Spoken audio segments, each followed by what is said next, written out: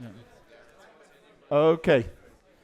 Good afternoon, everyone. If I can ask you to come in and take your seats as soon as possible, that would be wonderful. Please move into the room, find a seat. There are still a couple of seats, or maybe not. Uh, yeah, there's a couple here, but we've got some rows here as well.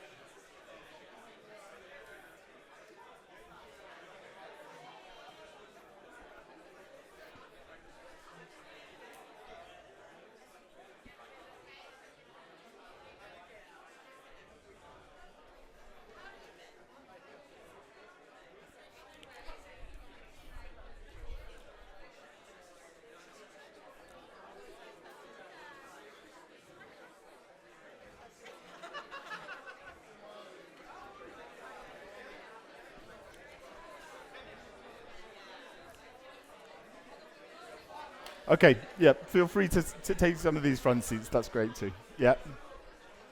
And there are a couple over there as well. Feel free to take one on the front row. Yeah, go for it, go for it.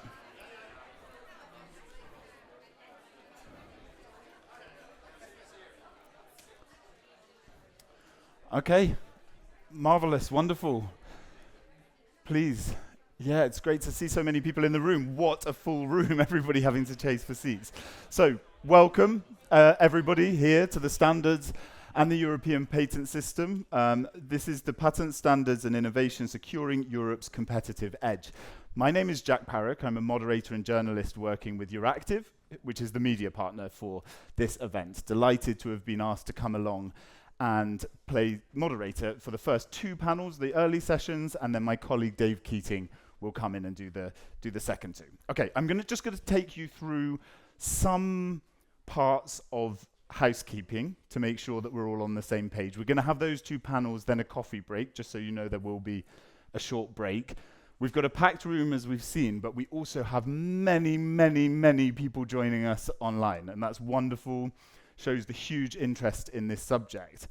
All of us, including in the room and online, are going to be able to use a tool called Slido, which will allow us to have some questions and put questions to the panelists, but also just to sort of make your statement while you're here today as well. If we don't get around to that question, the EPO team will also be able to view them and take into account what's happened, so it adds to the conversation. Now, everybody get their phones out. This is the way to do this.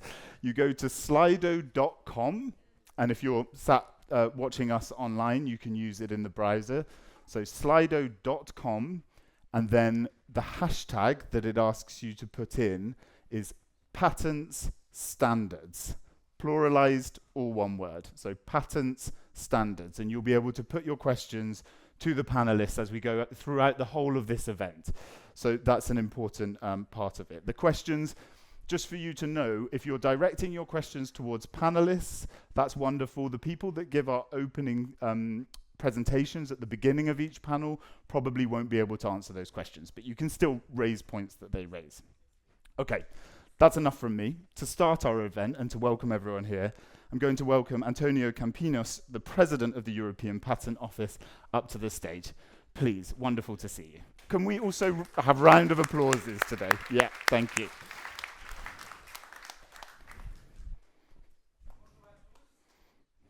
Good afternoon, everyone.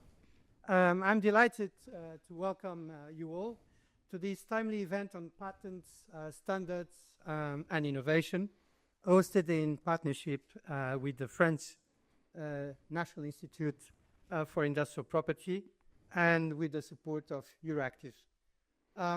In today's rapidly shifting geopolitical landscape, the global race for technological leadership and strategic autonomy is intensifying.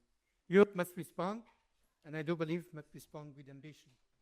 to work effectively, all innovation strategies, including, of course, Mario Draghi's competitiveness strategy for Europe, require the involvement of all stakeholders in innovation ecosystem.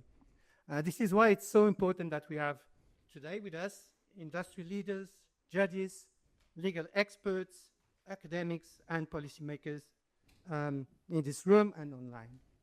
Innovation also needs investment, and patents are an asset that attracts investment and enables businesses to grow. A patent is a badge of credibility, especially in high-growth sectors such as deep tech, biotech, or artificial intelligence. Alongside patents, standards. Standards are essential for market access. They drive interoperability and they build trust. They are at the core of a successful digital economy. There is good news. The European innovation ecosystem is working. The widespread global availability of mobile phones, 5G, video streaming, cloud computing, smart devices, and other technologies demonstrate that the system is accessible to the wider public and not merely reserved for a privileged few. However, even greater transparency would be beneficial, particularly for small and medium-sized companies. And that is why DPO has, for example, made the Deep Tech Finder and key database resources such as ESPACEnet, DPO Patent Index, and its comprehensive library of studies on the innovation ecosystem freely accessible to all. Today, I'm pleased to announce that the DPO is presenting a further new study to contribute to fostering a better understanding of the essential interface between the patents and standards. Building on decades of experience, working closely with standard development organizations, the study shows that the relationship between European patents and standards plays a role in boosting innovation. But that is not all.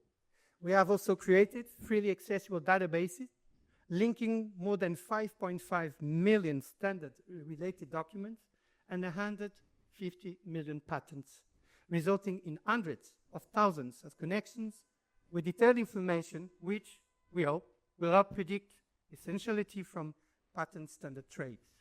This is a particularly valuable feature that will bring more transparency to the market.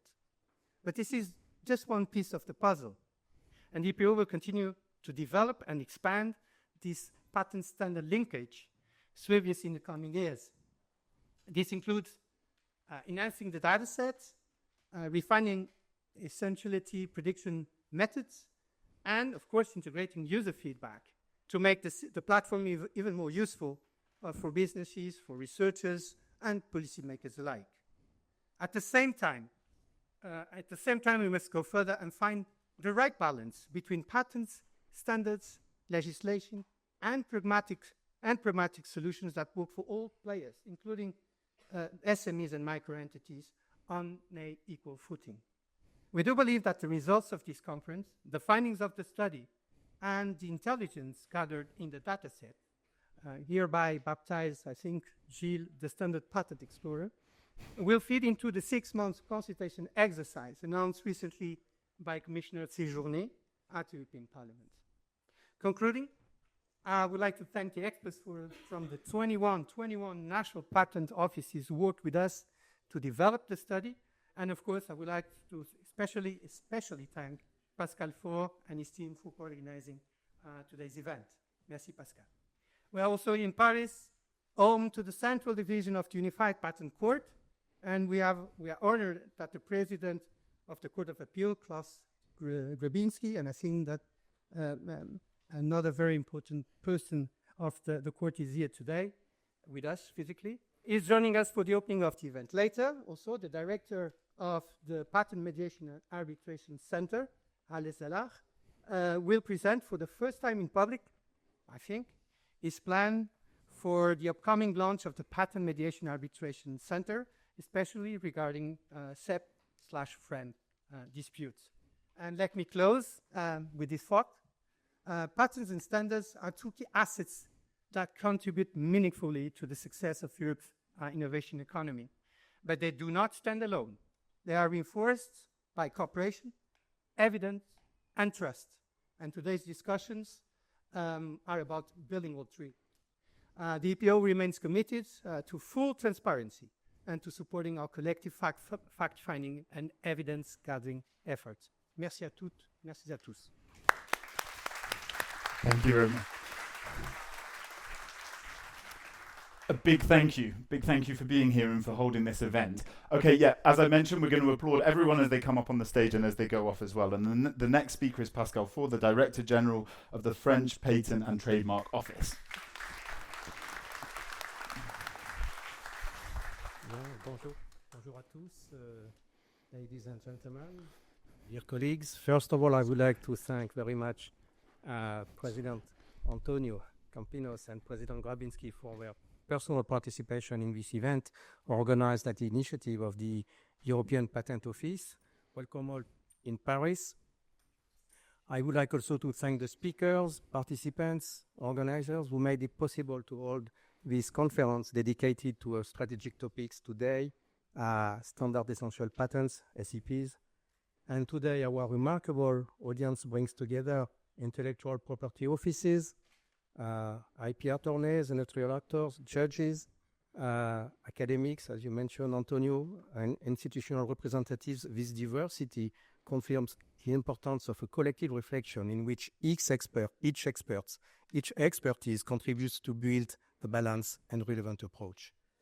As highlighted in his recent report, Mario Draghi points that competitiveness must be at the heart of the European strategy to make Europe less dependent on major economies like China or the United States. This is within our reach because the European Union is the second largest world economic power and number 3 in terms of demographics. So, however, such a strategy cannot be effective without the systematic use of industrial property, in particular patents, which are essential to ensure our sovereignty in crucial sectors such as health, energy, digital technology, and automotive, for example. And this is even more necessary as innovation is shifting eastward in many fields. Today, Asia drives the global dynamic of patents filing, accounting for more 2/3 of all patent applications. Therefore, before being essential for, excuse me, with the microphone, it's difficult to see my paper. Yeah. So you can confirm that. So, and I did my paper, sorry. And I say that before being essential to a standard, a patent is essential to the competitiveness of the European industry and companies. So by providing a time-limited exclusive right, the patent ensures a fair return on investment for those who innovate and take risks. If building a patent portfolio is important, we are all aware of that. And innovation only becomes truly successful when it finds its market. And standards, which define a common language and contribute to the interoperability, contribute to accelerate the dissemination of technological innovations. For example, from the 5G networks to connected devices, standards have facilitated the massive adoption of digital technology within other sectors such as health or automotive and enabled the emergence of global markets. Thus, SEPs combine two major advantages. On the one hand, they grant an exclusive right to the holder, and on the other hand, they allow the technology to be widely disseminated, as you mentioned. This particularly makes them a crucial factor in creating a sustainable, competitive, and open economic environment. However, the balance between protecting innovation and making technologies accessible is a delicate one. This balance has long been based on the principle of self-regulation. The European Commission estimates that around 600 SEP license agreements are signed each year, involving approximately 230 implementers based in the European Union. This volume shows that, despite of the complexity of negotiations, numerous FRAND contracts have been agreed over the past decade. However, certain practices, such as over-declaration of SEPs, indicate that self-regulation does not always guarantee a fair and efficient operation. A more readable regulation may then become necessary. The Draghi reports also mentioned the need to reduce the administrative burden on companies. More than 60% of the EU companies perceive existing regulations as an obstacle to investment, and 55% of SMEs report that the administrative hurdles pose a major challenge. Therefore, any new regulation must offer a fair balance between protecting innovation, promoting a widespread dissemination among users, and being efficient for the companies that rely on it. Establishing such a framework of trust is a common, useful, and complex goal. I believe that we share another responsibility. We have to help companies to understand the concept of SEP patents by raising their awareness. Companies need to understand in advance what the rules are, what constitutes an essential patent, what a FRAND commitment means, and how a negotiation should proceed. It's also important to improve transparency. Access to information is essential to enable all stakeholders, and specifically SMEs, to make enlightened decisions.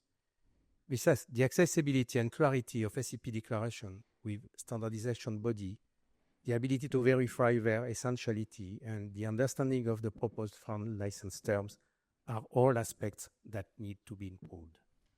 In this regard, we should take advantage of the fact that intellectual property offices hold patent registers containing information on validity, scope, and the existence of licenses to enhance this transparency. And finally, as it is stated also in the Draghi report, the unitary patent system and the UPC are also essential tools for developing a common and readable body of case law that strengthen the coherence of the European system. We must also promote alternative dispute resolution methods, and in particular the mediation. In the field as technical and global as SEPs, mediation offers numerous advantages: speed, confidentiality, flexibility, and above all, the possibility of reaching balanced and sustainable agreements. Once again, we welcome the appointment of the director of the UPC Mediation Center last September. So, ladies and gentlemen, to conclude my speech, I hope that this afternoon's discussions will shed light on these very complex but very important issues. So I wish you fruitful exchanges, and once again, thank you very much for your much appreciated.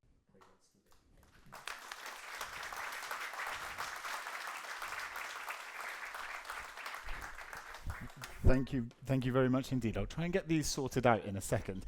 Let's now bring in, thank you so much, Pascal. We'll bring in Klaus Grabinski, as mentioned, who's joining us online. He's the president of the Court of Appeal and chairperson of the Presidium of the Unified Patent Court. Yeah, he's there. Please, Klaus, continue. We'll get you onto the full screen as you continue talking. Thank you. Okay, perfect. Jack, thank you very much. And first of all, I would like to thank the European Patent Office and its president, Antonio Campinos, as well as the Institut National de la Propriété Industrielle and its Director General, Pascal Faure, for making this very important event on patents, standards, and innovation possible.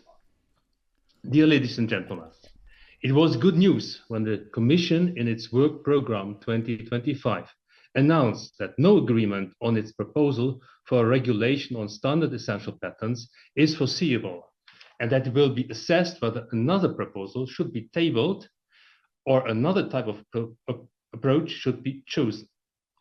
Putting this project to a halt was good news, because there were serious doubts whether a mandatory FRAND setting procedure before the EU IPO of a duration of more than 9 months, during which no court action could have been pursued as provided for by the proposed regulation, would have been conflicting with the fundamental right to access to justice as guaranteed by Article 47 of the EU Charter of Fundamental Rights. It was also unclear how the EU IPO could have dealt with essentiality checks of national and European patents as provided for in the draft. For doing an essentiality check, the patent claim must be interpreted to find out whether a product that falls under a standard also makes use of the patent. Claim interpretation, however, is governed in case of a national patent by the law of the respective EU member state, and in case of a European patent by Article 69 European Patent Convention. How could the EU IPO as an EU agency have applied the national law of an EU member state or Article 69 European Patent Convention, which both are not EU law? Would the EU IPO have followed the case law on patent claim interpretation of the respective national courts, or the UPC, or the EPO boards of appeal? Another issue would have been who would have become an evaluator or a conciliator under the SEP regulation. When the UPC opened its doors, the credit it was given by the stakeholders resulted largely from the fact that most of its judges had already gained a reputation in the national courts. It would not have worked the same with the evaluators and the conciliators under the draft SEP regulation, and it was never explained where sufficiently qualified candidates for these positions would have come from. With all these open questions, it is a wise decision to allow the time for a rethinking. In the meantime, and just 2 years after it began operations, the UPC became a busy forum for dealing with patent litigation in general, but also with SEP litigation in particular. As of 30 April 2025, 305 actions for infringements on the merits alone have been filed with the UPC, out of which 23 cases have been SEP related. In some of these cases, the UPC Court of First Instance has already issued decisions on the merits, like the Mannheim Local Division in the Panasonic Oppo case and the Munich Local Division in the Huawei Netgear case. That shows that the UPC can deal with SEP-related litigation in a timely manner. In addition, the UPC Patent and Arbitration Center is on the horizon and will open its doors end of this year or early next year. It could be the right place for parties who wish to resolve their patent and, in particular, their SEP disputes by way of alternative dispute resolution. Against this background, it might be discussed on the various panels this afternoon whether there is still a need for another proposal for a regulation on standard essential patents, and how the handling of SEP-related cases by the UPC and also the future UPC PMEC could be developed. I would like to leave it there and hand it back to you, Jack, wishing you all an inspiring debate. Thank you very much.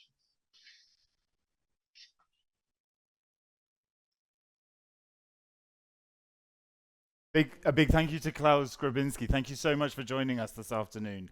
So, as we've seen, tons to get into just from our first 3 opening speeches, and we're going to try and do that over the next 4 panels, as I mentioned. And the first panel, the first section that we're going to look at is improving transparency at the interface between patents and standards.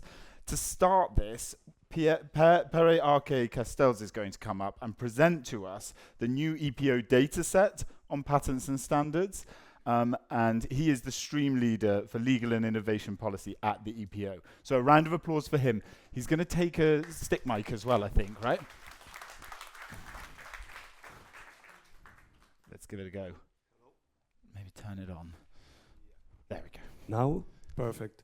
So thank you very much, Jack, for your introduction, and hello, everybody. If we are here today is because we all agree that technology standards are important for the digital sector because they ensure seamless connectivity across devices and facilitate a rapid diffusion of technologies.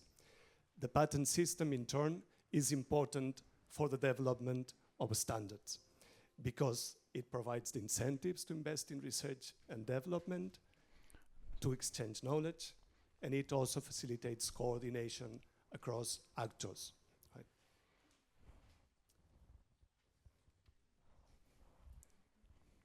This strong relationship between the patent system and the standard system can be already observed in the latest release of the EPO's patent index, where we observe that these technology fields were standardization activity is important, lead in terms of numbers of applications filed at the EPO.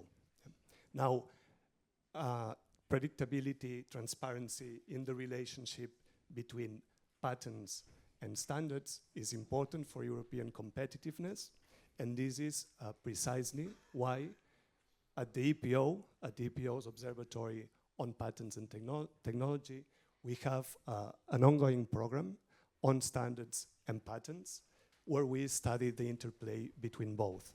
Now, this program has a dedicated webpage that has been launched today. It can be found at epo.org/standards, and you are very welcome to check it out. The first deliverables of this program are a new study and a new data set. The new study has two parts. The first part studies the relationship between patents and standards, building on the EPO's unique collection of SDO documents used in prior art searches. Examiner citations to these documents provide a natural link between patents and standards that we have compiled into a new data set. Right? Both the study and the data set have been launched today, and you can find them in the website epo.org/standards.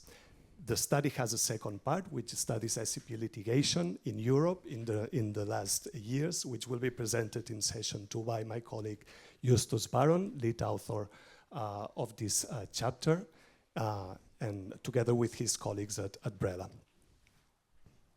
So, going on to present the first part of the study, what we provide in the study is an overview of how standards documentation disclosed during the standards developing process is integrated into the EPO's patent grant process. Yeah? When a patent documentation is disclosed, this is state of the art under the European Patent Convention and must of course be taken into account when assessing essentiality. When assessing the patentability of an invention, right? That is inventive step and novelty. And to make sure that this is done correctly and to the highest quality standards, the EPO has been, since the early 2000s, investing significantly in collecting and incorporating SDO documents into its internal databases used in prior art search. Now, these databases, as of now, include more than 5.5 million documents disclosed to different SDOs. And these documents are not just compiled, their bibliographical information is extracted, is incorporated into EPO search tool and SERA to make sure that examiners can search these documents efficiently, resulting in high quality patents in standards, in technologies where standardization is important. So these documents come from 13 different SDO databases established through agreements with 15 SDOs. Most of these documents, about half of them, come from 3GPP. This reflects the importance of standards such as 3G, 4G, 5G for the digital economy. And we have also many documents coming from other databases and other SDOs, such as ITUT, other ETSI databases, IEEE, and video-related standards. These databases are widely used by examiners. In 2024, about 5%, slightly less, of all search reports at the EPO cited at least one document in these SDO databases. But when we zoom in into examiner units that deal with applications in areas where standardization is important, these percentages are much higher. For instance, in wireless and data networks, more than 30% of the search reports include at least one citation to SDO documents in the databases. Now, these citations to SDO documents by examiners provide a natural link between patents and standards that we have collected into this new data set that we have branded as the Patent Standards Explorer. Right? this is not the ultimate data set on standards and patents. It's a data set that comes from the ordinary activity of the European Patent Office, and we have collected it in an effort to help increase clarity in the relationship between patents and standards. And it's just one step in a sequence of milestones that we will keep contributing to. Right? So just one point in a broader agenda of our program. This data set, what does it include? Well, it has nearly 170,000 distinct documents in the EPO SDO databases. Note that this is about 3% of the 5.5 million documents included in the SDO databases used for prior art searches. So it's a very, very selected sample of likely very relevant SDO documents. These documents are cited by more than 220,000 patents, more than 400,000 times. What we provide is structured bibliographical information for these documents, including identifiers of the documents and the patents citing these documents, authors, title, working groups, document types, dates when the document was published. And we can extract this structured information because we structure it when incorporating it into the EPO's search tools, right? And this facilitates this structured information. Another thing that's important, the data set includes a link to the citing patents, which means that it can be linked to all the PatStat products and also facilitates for an analysis on how patents and standards are related. So all the wealth of PatStat's products can be used. And it's publicly available, again, at epo.org/standards. So any one of you who might be interested in it can go to the webpage and download it. This is an extract, a snapshot of how the data set looks like. So please, if you're interested, do not hesitate to download it. Many of the documents in the data set are indeed contributions. This highlights the dynamic nature of standard development and also the importance of taking into account not just final specifications, but also intermediate contributions to working groups. And to conclude my presentation, the data set has many potential use cases, and what we would like really is for you and interested users to download it and explore what these use cases are. We have some ideas of what these use cases could be. For example, the data set could be used in academic research to study the dynamics of standardization and innovation. Yeah. It could be used by practitioners for use cases of interest to SEP holders, SEP implementers, to identify commercial relationships between authors of cited standards and owners of citing patents. And it could also serve as a valuable foundation for establishing methods to predict essentiality. You know, we're not saying that it uncovers essentiality, we're saying that it could help in establishing methods to predict essentiality. And relating to this last point, what we find is that citations to SDO documents strongly correlate with a patent's likelihood of being declared essential, with almost 40% of declared SEPs citing SDO documents. Yeah? This was my last slide. Please, we invite you to check out our webpage, download the data set, read the study. Thank you very much for your time, and I'm very much looking forward to the panel discussion with a great lineup of speakers. Thank you all. Thank you so much. Thank you. Yeah, this one. You can take a seat as well, I think. Yeah, yeah. Thank you. So I just want to apologize to everybody online. Apparently the microphone that was attached to me wasn't working very well. Luckily, the things that have been said by everyone else are much more important than what I've been saying. But there is one point to note, that the Slido tool that we're using, slido.com, and then use patents standards as the hashtag, that will take you to the page where you can bring in your questions. But in the meantime, I'm going to invite my panelists up to the stage, those that are in the room with us, and I'm going, yeah, please come and join us. A big round of applause for them. And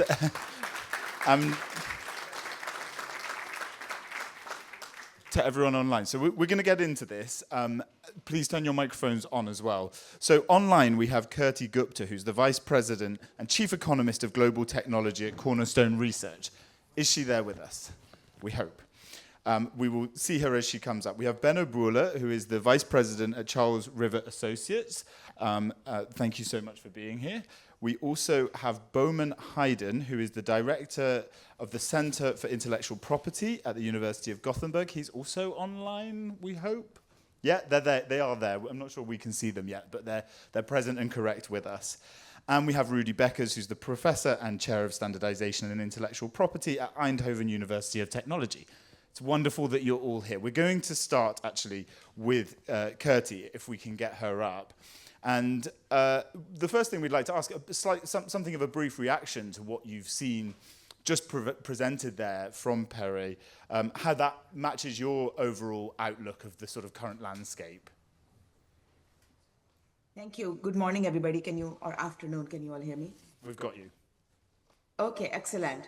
Well, I just thank you all for doing this, for launching this initiative. Very quickly, I've been working in the standards and patent space for a while. I currently serve as an expert on standards, IP and competition issues at Cornerstone Research in regulatory and litigation proceedings. And before that, I spent 21 years at Qualcomm, most recently as the company's chief economist, working on all things valuation, licensing, litigation on IP SEP matters. But I've also worked as an engineer, specifically going to standards bodies, to 3GPP standards, and I have patents. I have standard essential patents. So it's a great pleasure to see this report that you all have launched. Huge kudos, because, coming from the deep trenches in this world, both as an engineer and as an economist, and looking at the data, thinking about, actual practical use in real ways for the linkages between standards and patents, I can say that, I have the sort of the perspective for a long time to have, even commissioned and pulled, started research projects for pulling together data like this. I'm really pleased to see something like this from the official channels of the EPO that I think could be a game changer. It could make a big difference in creating this linkage. Just quick perspective, right? If you go to, for example, one of these standards bodies, let's say important one, 5G and 3GPP meetings, there are currently 17 working groups with hundreds of engineers, with hundreds of thousands of technical specifications on which 50 or 60,000, potentially essential declared standard essential patents may read in different parts of the specifications. It's a maze, and it's really difficult to understand what links to what, and which patents are potentially related to which technical specifications, and which ones are potentially essential. So it really leads us to an important linkage. So I pause there. And Thank you so much, Kirti. Yeah, I mean, that's a nice thing for you to hear, a gleaming assessment of what we've just heard.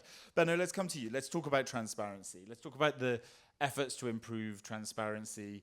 How successful have they been? Perhaps you can give us a bit of a lay of the land there.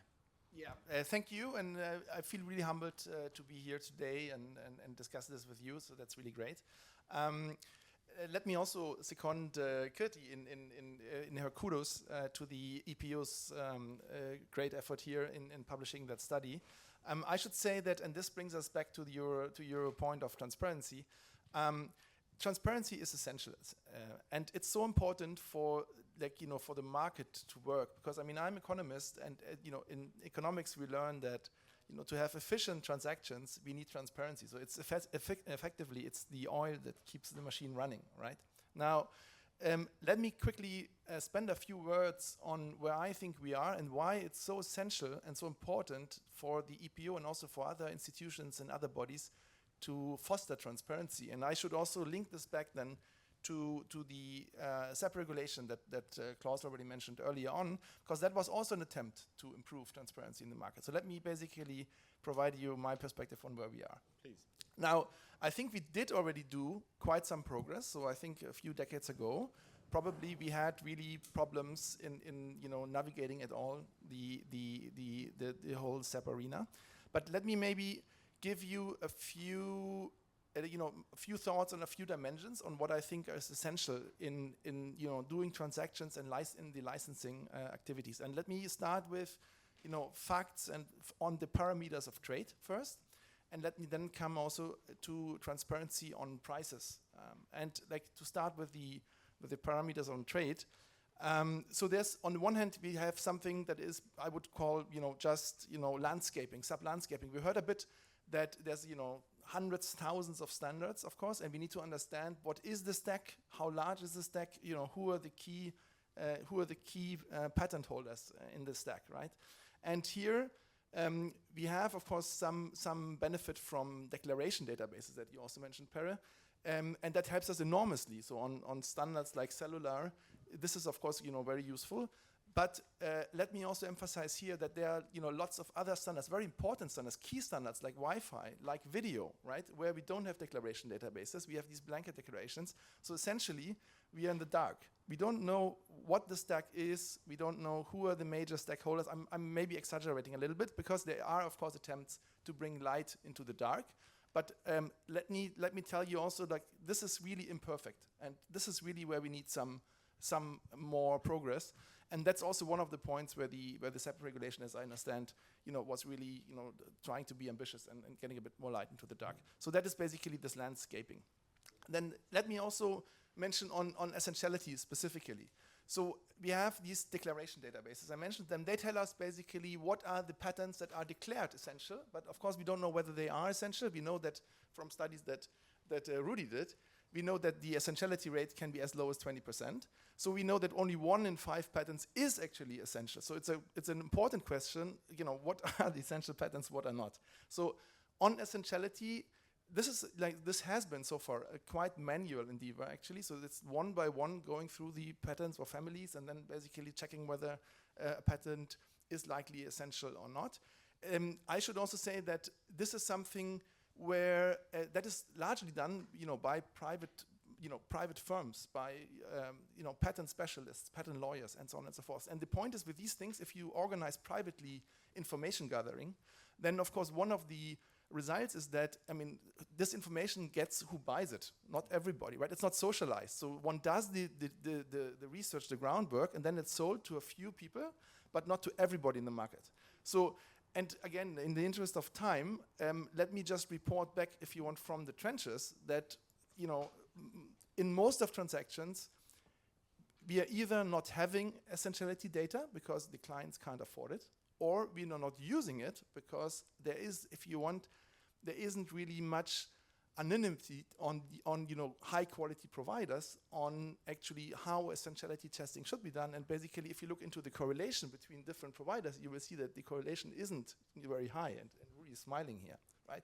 And you also hear, and doesn't take much to just read through a few judgments, and then you will see that judges also are not too credulous, actually, or like not too relying too much, if you want, on this essentiality information. So to cut it short, I have cases where we have hundreds of millions at stake, and where the parties are deciding not to use essentiality data because it's not reliable enough, because it's not worth it. They have it even at their fingertips, and they're not using it.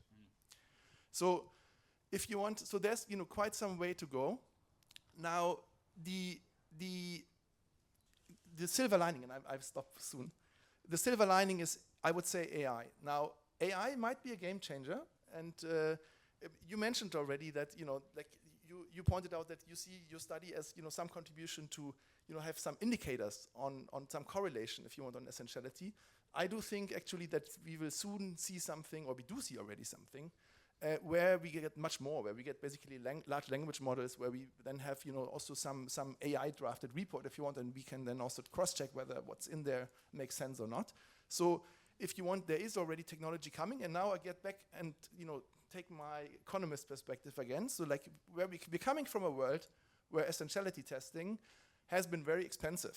And that's why we haven't relied on it an awful lot. Right now, the cost of this technology is decreasing because we can use AI. And now my question is, basically, if the cost of getting some information gets cheaper and the quality gets higher, then this means that actually we should rely on it more, right? And then in that sense, I find this interesting because there have been a few studies in the making a few years ago, and Rudi was very active here. And that was also one of the themes of the SEP regulation. And so in my view, like from an economic perspective, if costs are going down, if everything is set, to use that information, then I would say, let's use it. And I stop here. No. I mean, and that's kind of the part of the balance and the crux of a lot of the discussions we'll have. There will be lots of perspectives throughout the rest of the afternoon on what you said. Let's bring in Bowman Hayden. And perhaps you can talk a bit about the standardization and patents ecosystem, your assessment, what you've heard so far, what you heard from the study as well.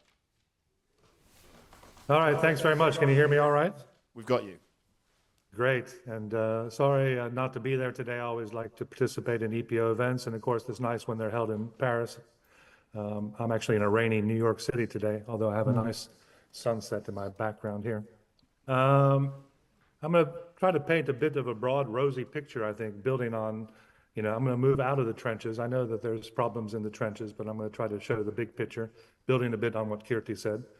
And so it's important to know that open standards based on significant R&D investments depend on patents to be successful.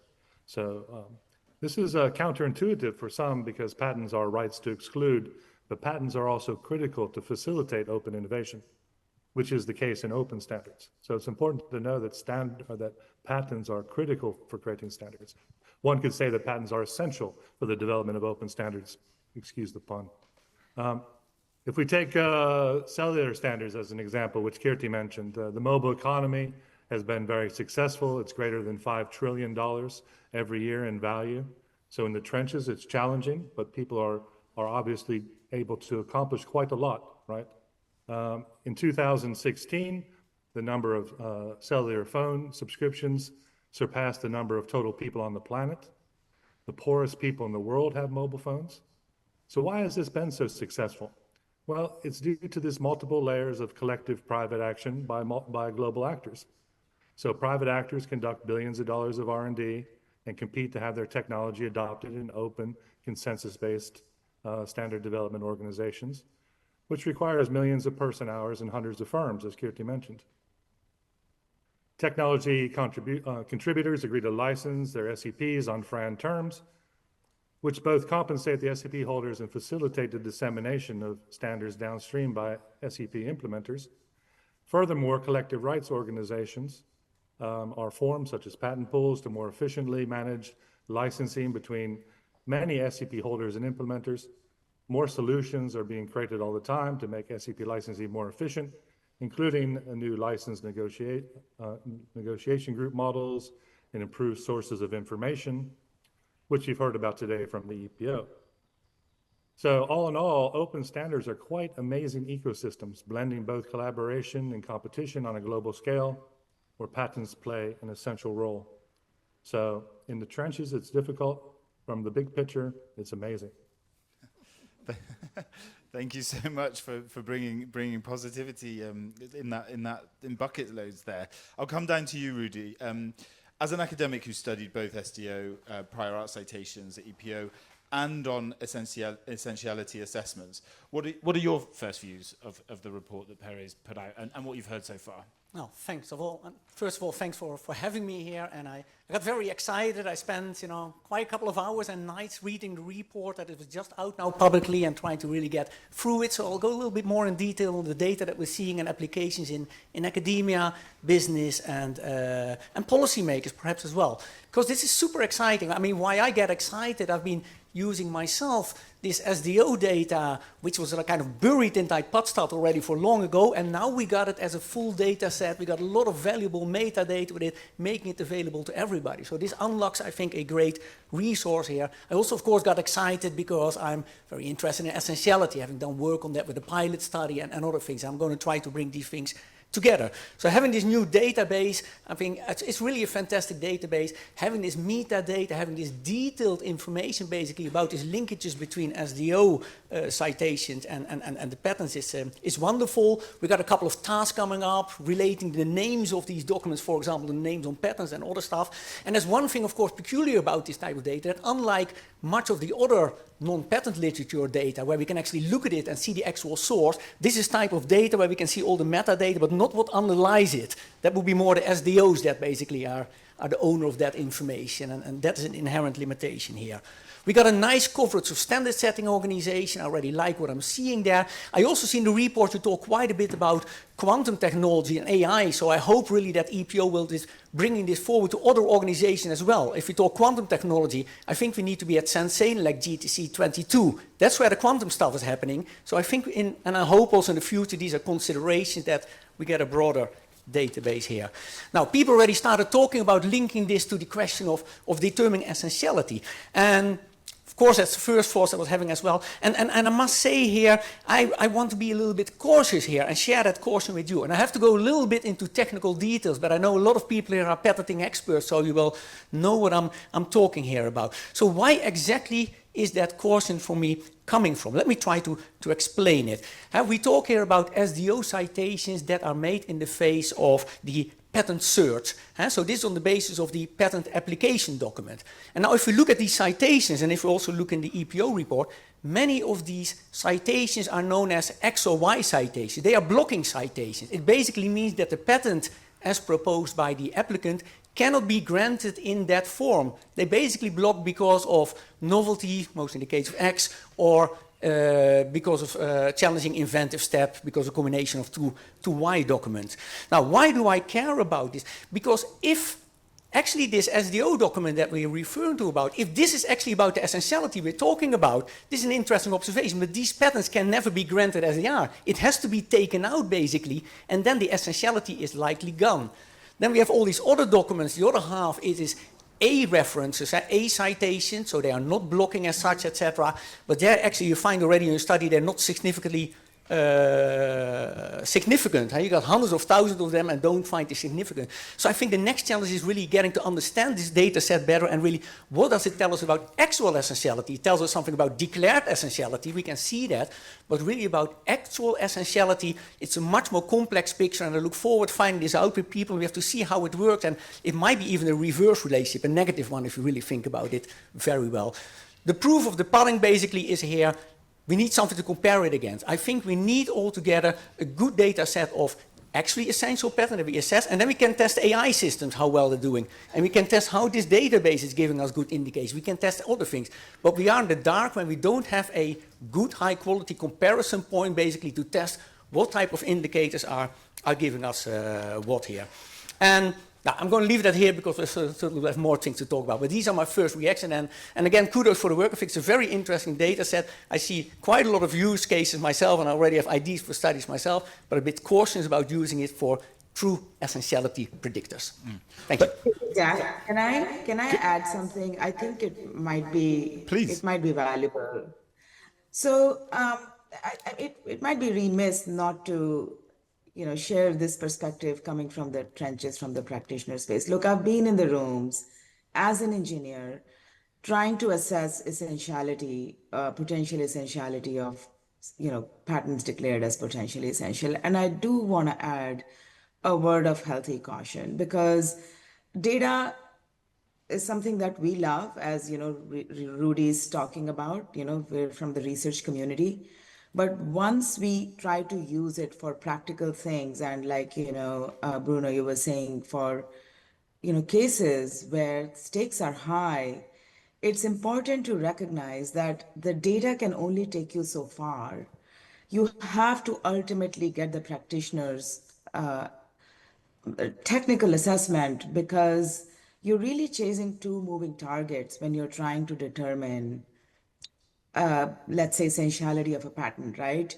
The patents are evolving because the claims are being prosecuted in different patent offices around the world with all these things that Rudy was saying, right? Like looking at prior art and etc. You guys know this, you're sitting in the patent office. And second, the standard is evolving. And this is something that, most people maybe not fully appreciate, that it isn't like a one and done thing. It's an evolving system. Each generation of, let's say, a 4G or a 5G cellular standard takes around a decade. It takes a long time for these features to evolve and develop with a lot of interactive, conversations. So when you're trying to think about looking at a pattern and really with the best knowledge that you have, trying to think about whether this is going to be adopted in some way in the standards, even for the most skilled and deep in the trenches professionals, it is a prediction. So I just wanted to recognize that in any of the efforts, that we use for this data set. And so let me maybe also add to what Kirti just said, because about prediction and this eternal chase for the perfect data. Because in the end, what we are interested in is the question: does the patent read on certain parts of a technical, of a technical specification, if you want, of some part of the standard, as Kirti called it, right? Now, declaration data is essentially a mapping on the standards, and it allows us to tell whether a patent has been declared on one part of the standard or on another part of the standard, right? I say we can do exactly the same also with essentiality. We can say, look, this patent has been found essential on that part of the standard and this other part of the standard. It's just a slightly different question that we are answering. We are not answering the question, has somebody declared it essential on that part of the standard? We are just answering the question, has it been found to be sufficient? Is it reading on that part of the standard? So in my view, it's just a slightly different question. Personally, I would prefer to have reasonably good data that answers the second question instead of having to use data on the first question where everybody can just raise their hand and say, look, I have a patent that is declared on this standard. Nobody looks into it carefully, and it's just there. It's in the database. So that's basically what and we know essentially that, as I said, only 1 in 5 patents has been assessed to be essential of those that have been declared essential, or as low as that. Go for it, Rudy. Yeah, thank you. And I would second you there. This is not the quest for the ultimate perfect data. And I think that's not what we'll be striving at.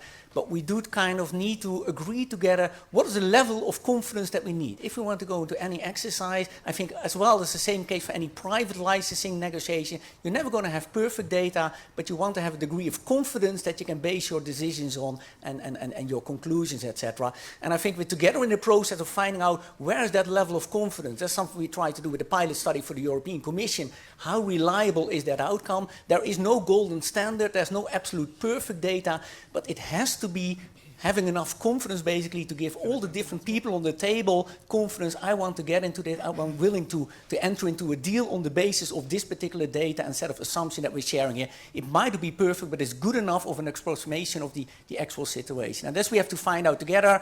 Find out how this database can play a role, find out how AI can play a role. I'm still a strong believer that we need a reference set at least to test all the other alternatives. So I think we're going to need manual assessments as well, basically, at least as a reference point to understand what we're doing here.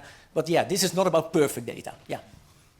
Yeah, please. And that was not the point. I think this is progress. The point here is that, and proof is in the pudding, right? Like there was a lot of discussion about valuation models in the past. And do we use valuation models to come up with the value of a patent? No. So I view this exercise as an important one to try to take an ocean and reduce it to a pool where you're more likely to find the most relevant things, but that's what it is. Benno's got a quick comment. I think I can add to this as well that I tend to use the term pragmatic transparency. Again, remember, when we talk about this and we get into the trenches, it sounds almost like this can't possibly work. We don't have the information. Nobody can negotiate. Yet there's more subscriptions for cellular than there are human beings on the planet.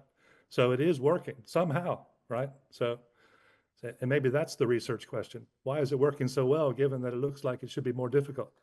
And so we can improve on all these things, but transparency is what is the minimum amount of information required for actors to make a deal. That's all that's needed. The rest of it is just researchers getting excited about data and looking for perfection in something where It's not objectively possible to measure, just like patent validity is subjective. It's all subjective, so we need to come to a place where we can make the market work efficiently, which it already does very well. And how do we improve on that without making it worse, right? Go, Benno, yeah. Let me use this opportunity to bring in a bit more of economics here, maybe, given that we are so many economists here, and actually to cheer what Justus has done just a few years ago, so to say, because Justus, was tasked to ask a question, and the question was, is it efficient for us to bring in, to use, basically, to develop a system that allows us to have more essentiality information at our fingertips, right? And at a very high level, what you need to do to answer that question is to ask you, what is the value if we have transactions that are more efficiently because we have additional information, and how much does it cost us to generate that information and disseminate it? That is actually what you need to do, right? And Justus, played through a few scenarios and came out with, I would say, like a so-so type of result, like not clear cut, but things have moved on, and this is the important. There's two things here. First one is actually there's a few more things that one should add to that equation that haven't been added in that report. But that's how our understanding evolves. And then there's a second aspect, and that's the one that I mentioned on AI, because the technology has just become so much cheaper, right? And so we need to basically reopen this and ask ourselves, well, we have new developments in the equation. Is it now worthwhile? And that's basically the question that needs to be answered, hopefully rather sooner than later. Yeah, Rudy. Okay, that's a super interesting discussion and many things to follow up upon, but I would like to add one new dimension to the discussion as well, which I don't think had attention here yet, and that is the global dimension. And I specifically want to talk about this also in the effort that we've been done today, because what EPO has been doing started more than 10 years ago, collecting this type of data and using it for prior art data, and the fact that we can use it here. This is being established by the Board of Appeals. That's very clear when Europe is. But this is unique. The rest of the world doesn't do it this way. In the rest of the world, in most countries, basically, this data, this prior art from standard setting is basically not allowed to be used for prior art. There's all type of interesting possible consequences of that. One of them is forum shopping. People might want to apply for a patent in one place or another. The coverage of the patent might be different. Might also be a movement of other officers also looking at what the EPO is doing there. So there's not one single question on the table, but I think the global dimension is also very important here, because this is not only a unique data set, but it's also related to a unique type of policy, how EPO is using this SDO data. And I would like to put that on the agenda as well as in terms of awareness. This global dimension is important here. But I'll come to you, Perry. You've heard quite a lot. Let's see if you've got any comments on what you've heard so far before we're starting to run out of time, and we will start to take some questions. But perhaps if there's anything you want to say. No, the main comment is that thank you for valuing the efforts and the data set, and I agree with all the words of caution that as we say, that's a data set that establishes link between patents and standards through examiner citations, and that's what it is. I think it's different from what we had out there, in the sense that this is not based on self-declarations of essentiality, right? So it's based on an examiner assessing whether claims in the patents are related to standard documentation and text in a standard document. And then the use cases are many, I believe, but this has to be approached with caution. As for the essentiality checks, agreed with all that has been said. I think this offers potential. Why? Well, because it's a data set at the patent standards level already, right? So it does combine pairwise information, and that's what you need to going down at this type of analysis. It could be helpful. There's many things to consider. Rudy has mentioned the different types of citations, X, Y citations, which could be blocking and therefore kill essentiality for the citing patent. I think that these are also probably the patents, my feeling is, that could be closer to essentiality, for the same reason that there's some text in the patent that's very close to text in the standards, to the point that some of it is blocking, but some of it might not be blocking. But again, that's where some of the interesting margins, and it's getting very technical. But thank you for the discussion, very high level. Yeah. There's a couple of things I want to pick up, and I'm going to come to you, Kurti, just quickly. to get a bit of an idea of transparency around patent pools and bilateral licensing. I wonder if you can just bring that in. I'm slightly nervous towards the end, but if you can give us a quick comment. Yeah. Tell me how many minutes we have. I will be concise Do it in accordingly. 2 and I'll be very grateful.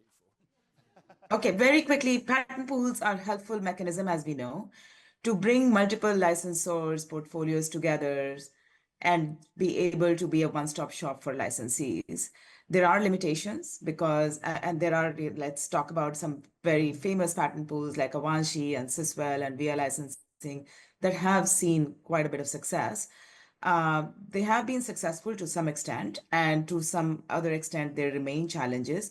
The primary one being that how do you try to divide the licensing revenue across different licensors or patent owners who aren't similarly situated? And because of that, in the past, patent pools that have uniform or patent holders that are similarly situated have been far more successful because it's hard for coming up with an agreement to divide the pie of revenues. That's sort of a continued challenge, I think, that we will see, and we will have to. The pools have to basically work through that. Other challenges include, questions around regulatory, antitrust concerns, transparency. But I think those have been more or less resolved to a large extent. And, Avanshi's success in the auto space is quite commendable. Now I'll come to you, Bowman, just quickly. If you can talk to us a little bit about the collective action problem and ways to resolve that. I know it's another big topic, but we can just bring it in quickly. Sure. So I mean, for things to work out in the ecosystem, you would want for something to be FRAND, right, to be fair and non-discriminatory. People need to pay, implementers need to pay at the same time for their own sake, because if some implementers pay early and some pay late, then it's not fair. That is discrimination. So, and this becomes a big problem, because if why would you want to pay a royalty and create a higher cost for your product when your competitors are not? So this stops everyone from wanting to pay until everybody's paid. So mechanisms like patent pools or platforms that can bring together both buyers and sellers, licensors and licensees, or even well-designed, I'll add that caveat, well-designed license negotiation groups, can also solve this problem, because you can gather everyone together to pay at the same time. And so these types of mechanisms, they flip around the transparency issue as well, right? Because transparency, if you have all the patent holders in a patent pool, or you build these platforms, then the transparency issue is an issue about compensation amongst the licensors. It's not an issue of, do we know we have all the SEPs for the licensees anymore? So these collective mechanisms flip around everything, So the whole issue of transparency for licensees goes away if you create patent pools and other collective organizations in a good way, which we see in many instances. It's very interesting. Yeah, I would love to chime in here, right? Because now we have focused on two questions. One is basically, are patent pools simplifying things? And then secondly, do we have this collective action problem? And let me now, basically, in the spirit of trying to be a bit optimistic and driving dynamism. So, these are attempts to make, if you want, certain transactions slightly more efficient, right? To one way or another. Or these are basically problems that are arising if people think that they're not paying a fair price. Like this collective action problem is basically everybody thinks that the price is unfair, it's too high. I don't want to pay a too high price. I only want to pay a high price if everybody of my competitors is paying a high price as well. My reaction to that would be, let's approach it the other way around. I mean, if we have a fair price, then this whole question is moot, actually. For example, if I go to a fast food restaurant, right, I know the price in advance. I know that the price is fair, and I don't care whether Rudy has already eaten in that restaurant or Pere. I just go there, think I pay a fair price that I know that's transparent, and I am done. It's very quick, right? And I think that's basically where we need to go with SEP licensing, right? We want to have quick transactions, right? We want to have a transparent market where we can efficiently transact, and then we don't need to bother about these questions of whether basically I'm only wanting to eat if Rudy and Pere have already eaten. The problem is with the fast food is that you've already eaten the Big Mac, you just haven't paid for it. and now lead. you're already full, and and Okay. now you don't want to pay if everyone else hasn't paid. That's Ja, the ich muss problem. gleich einen Vortrag halten oder halt paneln. Ich rufe ihn zurück. As you can see, Cool. we have Schickst some du mir noch einen Slack mit der next Nummer und so? panelists Ja, joining us cool. already. Sorry, Gail. That means sort of that our time is starting to come to an end, and clear that we will try and get some questions. Just a couple of minutes of questions now. Okay, we've got some in the room. Yeah, let's go for in the room to start with. I will come down to you. Put your hands up if you've got a question. Okay, that's good. Let's take two quickly. We're going to be super quick. You're going to ask a very direct question. I'm going to hold the microphone. Thank you. I'm Matt Noble, Bud and Bud. So I'm interested in the discussion of AI tools to judge essentiality. As a practitioner, we're being pitched, literally weekly for tools that claim to be able to do this. But the problem is that, unlike some people believe, most patents aren't actually declared to a specific part of the standard, right? A minority of patents actually flag which part of the standard they declare to, right? So without something like that, or something like Rudy's talking about with an essentiality standard, the amount of money you'd need to throw at these tools to get them to judge essentiality is, we judged it was about $2 million per run. So, I mean, does that affect the confidence that we have that AI is going to swoop in and save the day on this one? I'm firstly going to ask your name as well. Matthew Noble, Bud and Bud. Do you want Rudy to answer that question, or who? Yeah, sure. If the two people, gentlemen, Benner and Rudy, could answer, that'd be great. I'll come to you in a second, Rudy. We'll take the next question, sir. Thank you. Edmund Mangold, BMW Group. I took from the discussion that the data set is very helpful in the patent application phase to figure out prior art, but it cannot replace an essentiality check, which would be for the future standard, mapping the features of the patent and the future standard.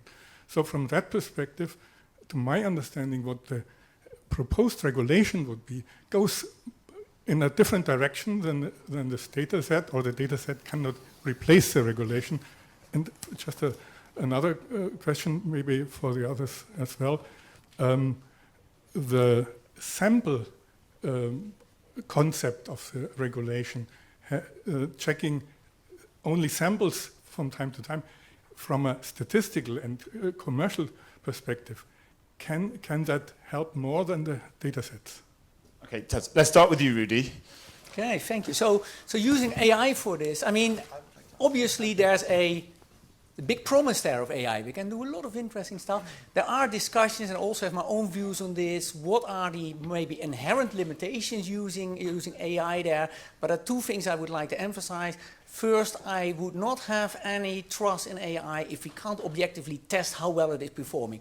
Once we have a reference set, and then I'm happy for everybody to apply for an AI mechanism, we see how they perform on a predicting set, etc., and then we can draw conclusions on that. The second thing is that it's great to have a lot of different efforts over AI, but having 20 different AI mechanisms coming with different outputs maybe might create more noise than we're already having here. So we probably want to be a little bit careful about what we wish and whether we want to have so many different AI, different type of initiatives there. So let me leave it at that now. Yeah. That was the AI question. Benno, you wanted to jump in. Yes, I want to jump in on sampling, but I do also have a comment on AI. I mean, on AI, the point is it's all about, the dynamics, if you want, right? Like the cost of running certain analysis is coming down at an incredible speed. And I think that's, of course, something we need to factor into our equation. And, and we are living in a dynamic system, if you want. And I mean, you need to identify the moment when it's just efficient, if you want to start tapping that technology, right? All we're saying is basically, well, there's wonderful technology. Let's use it if efficient. That's basically what we're saying. And then on the sampling, and that ties in actually quite neatly, because sampling is something that is done to bring down cost, right? So we're not testing the entire stack. We are just in a smart way, pulling a sample, and that's also something Justus looked at back then. And this helps us bringing down the cost. And we need to do that because each and every manual review is costly, so we want to bring down the cost. Now, that can be useful, especially if you have large portfolios, and if basically the basic question is, I want to license that portfolio, I'm not interested in whether that patent is essential. I'm interested in what's the share of patents in that portfolio that is essential. And then sampling can be really a good tool. one more sentence.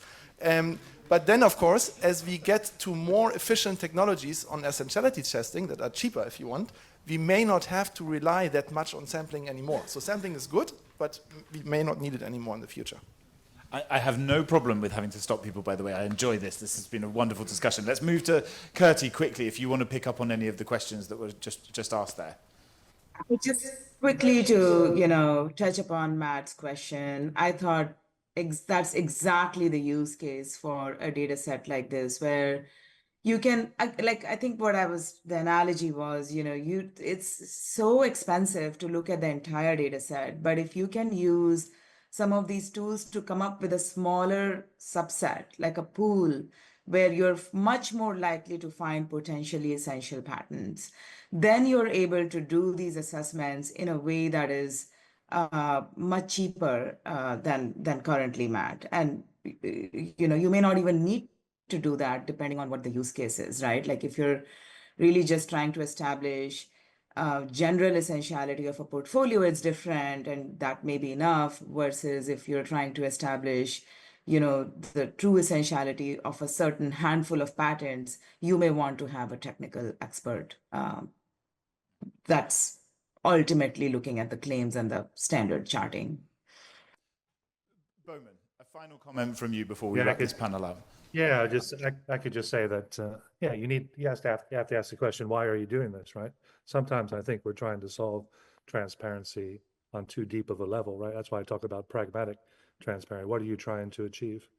And you need to know enough about who are the licensors, who own the patents, what is the rough amount of aggregate royalty that you have to have in order to be able to predict. There are people that can help you. There's companies out there now that have a very good. We did a study at Law Network with my colleague Lou Zaretsky, where we looked at like 12 different studies, and they all come up with different answers. So there is no one answer. So I mean, if we did what Rudy said and only allowed one AI system, then we would only have one answer. But if we allowed more, we would get more answers, because there are more answers. There is no ultimate answer. So what you're going to get is an aggregate understanding, and is that good enough to solve the problem that you have? And the answer so far is yes, because it's all been very successful so far. Can it be improved? Definitely. But we only need to go as far as necessary for business purposes. Okay, thank you so much. Thank you to Bowman and to Kurti, who've joined us online. And a big thanks to the gentleman on stage as well. Can we have a round of applause? Thank you so much. I'll ask you guys to take off the stage, leave your microphones on the chairs. Really nice way to start. And now we're going to move directly on to our next presentation. Our next session 2, is recent developments in European SEP case law.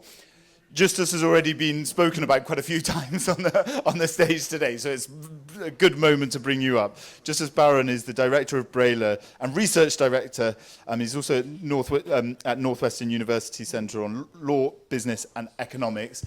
We're going to have a 10-minute presentation from you on your study on European SEP case law. So please, thank you so much. A round of applause for Justus. Yeah. Thank you very much. Thank you very much also to the European Patent Office for having me here today and for giving me the opportunity to contribute together with my team to the study in some capacity. So I believe that in this audience, in this room, I do not need to explain much that standards are intended to be widely used. At the same time, some of the most widely used standards include technology that is covered by patents that are owned by many different companies. So this leads to a need for licensing. And by and large, most of these licenses are agreed upon in bilateral or multilateral negotiations. But obviously, disputes can happen and do happen, and they may involve disagreements over a variety of issues, typically involving technical issues such as essentiality, validity, infringement, or just simply commercial issues, the value of FRAND licensing terms to SEP portfolios. Now, over the last 10 years, when it comes to the situation in Europe, there has been a guiding framework to some parts of these disputes, which is obviously the European Court of Justice's Huawei versus ZTE decision. And most of litigation in Europe has largely focused on SEP holders for requests for injunctions and were dealt with under this framework. But obviously this framework does not deal with all aspects of SEP litigation, and it has been applied differently in different countries. And furthermore, there is a new element, as we have already heard various times today. There is a unified patent court since June 2023, which offers a new venue, a venue that promises uniform, specialized, and efficient framework for patent litigation at European level. And as we will see in a minute, this new venue is particularly relevant and attractive for SEP cases. So it is against this backdrop that Michael Fröhlich and Pere Castells approached us and suggested that we collaborate on a descriptive study of SEP litigation as it has been going on in Europe in the past, in particular with a focus on the UPC and the role that it might take place.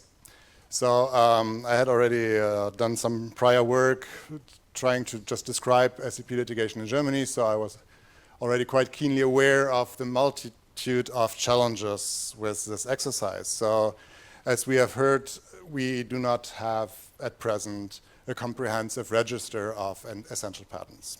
We do not even have a register of all potential SEPs for all the different standards and standards organizations. And in Europe, we do not have publicly available data on all the patent litigations that is going on. So it's very difficult to just comprehensively observe and describe SEP litigation because it sits really at the interface between these two different populations which are difficult to observe and describe.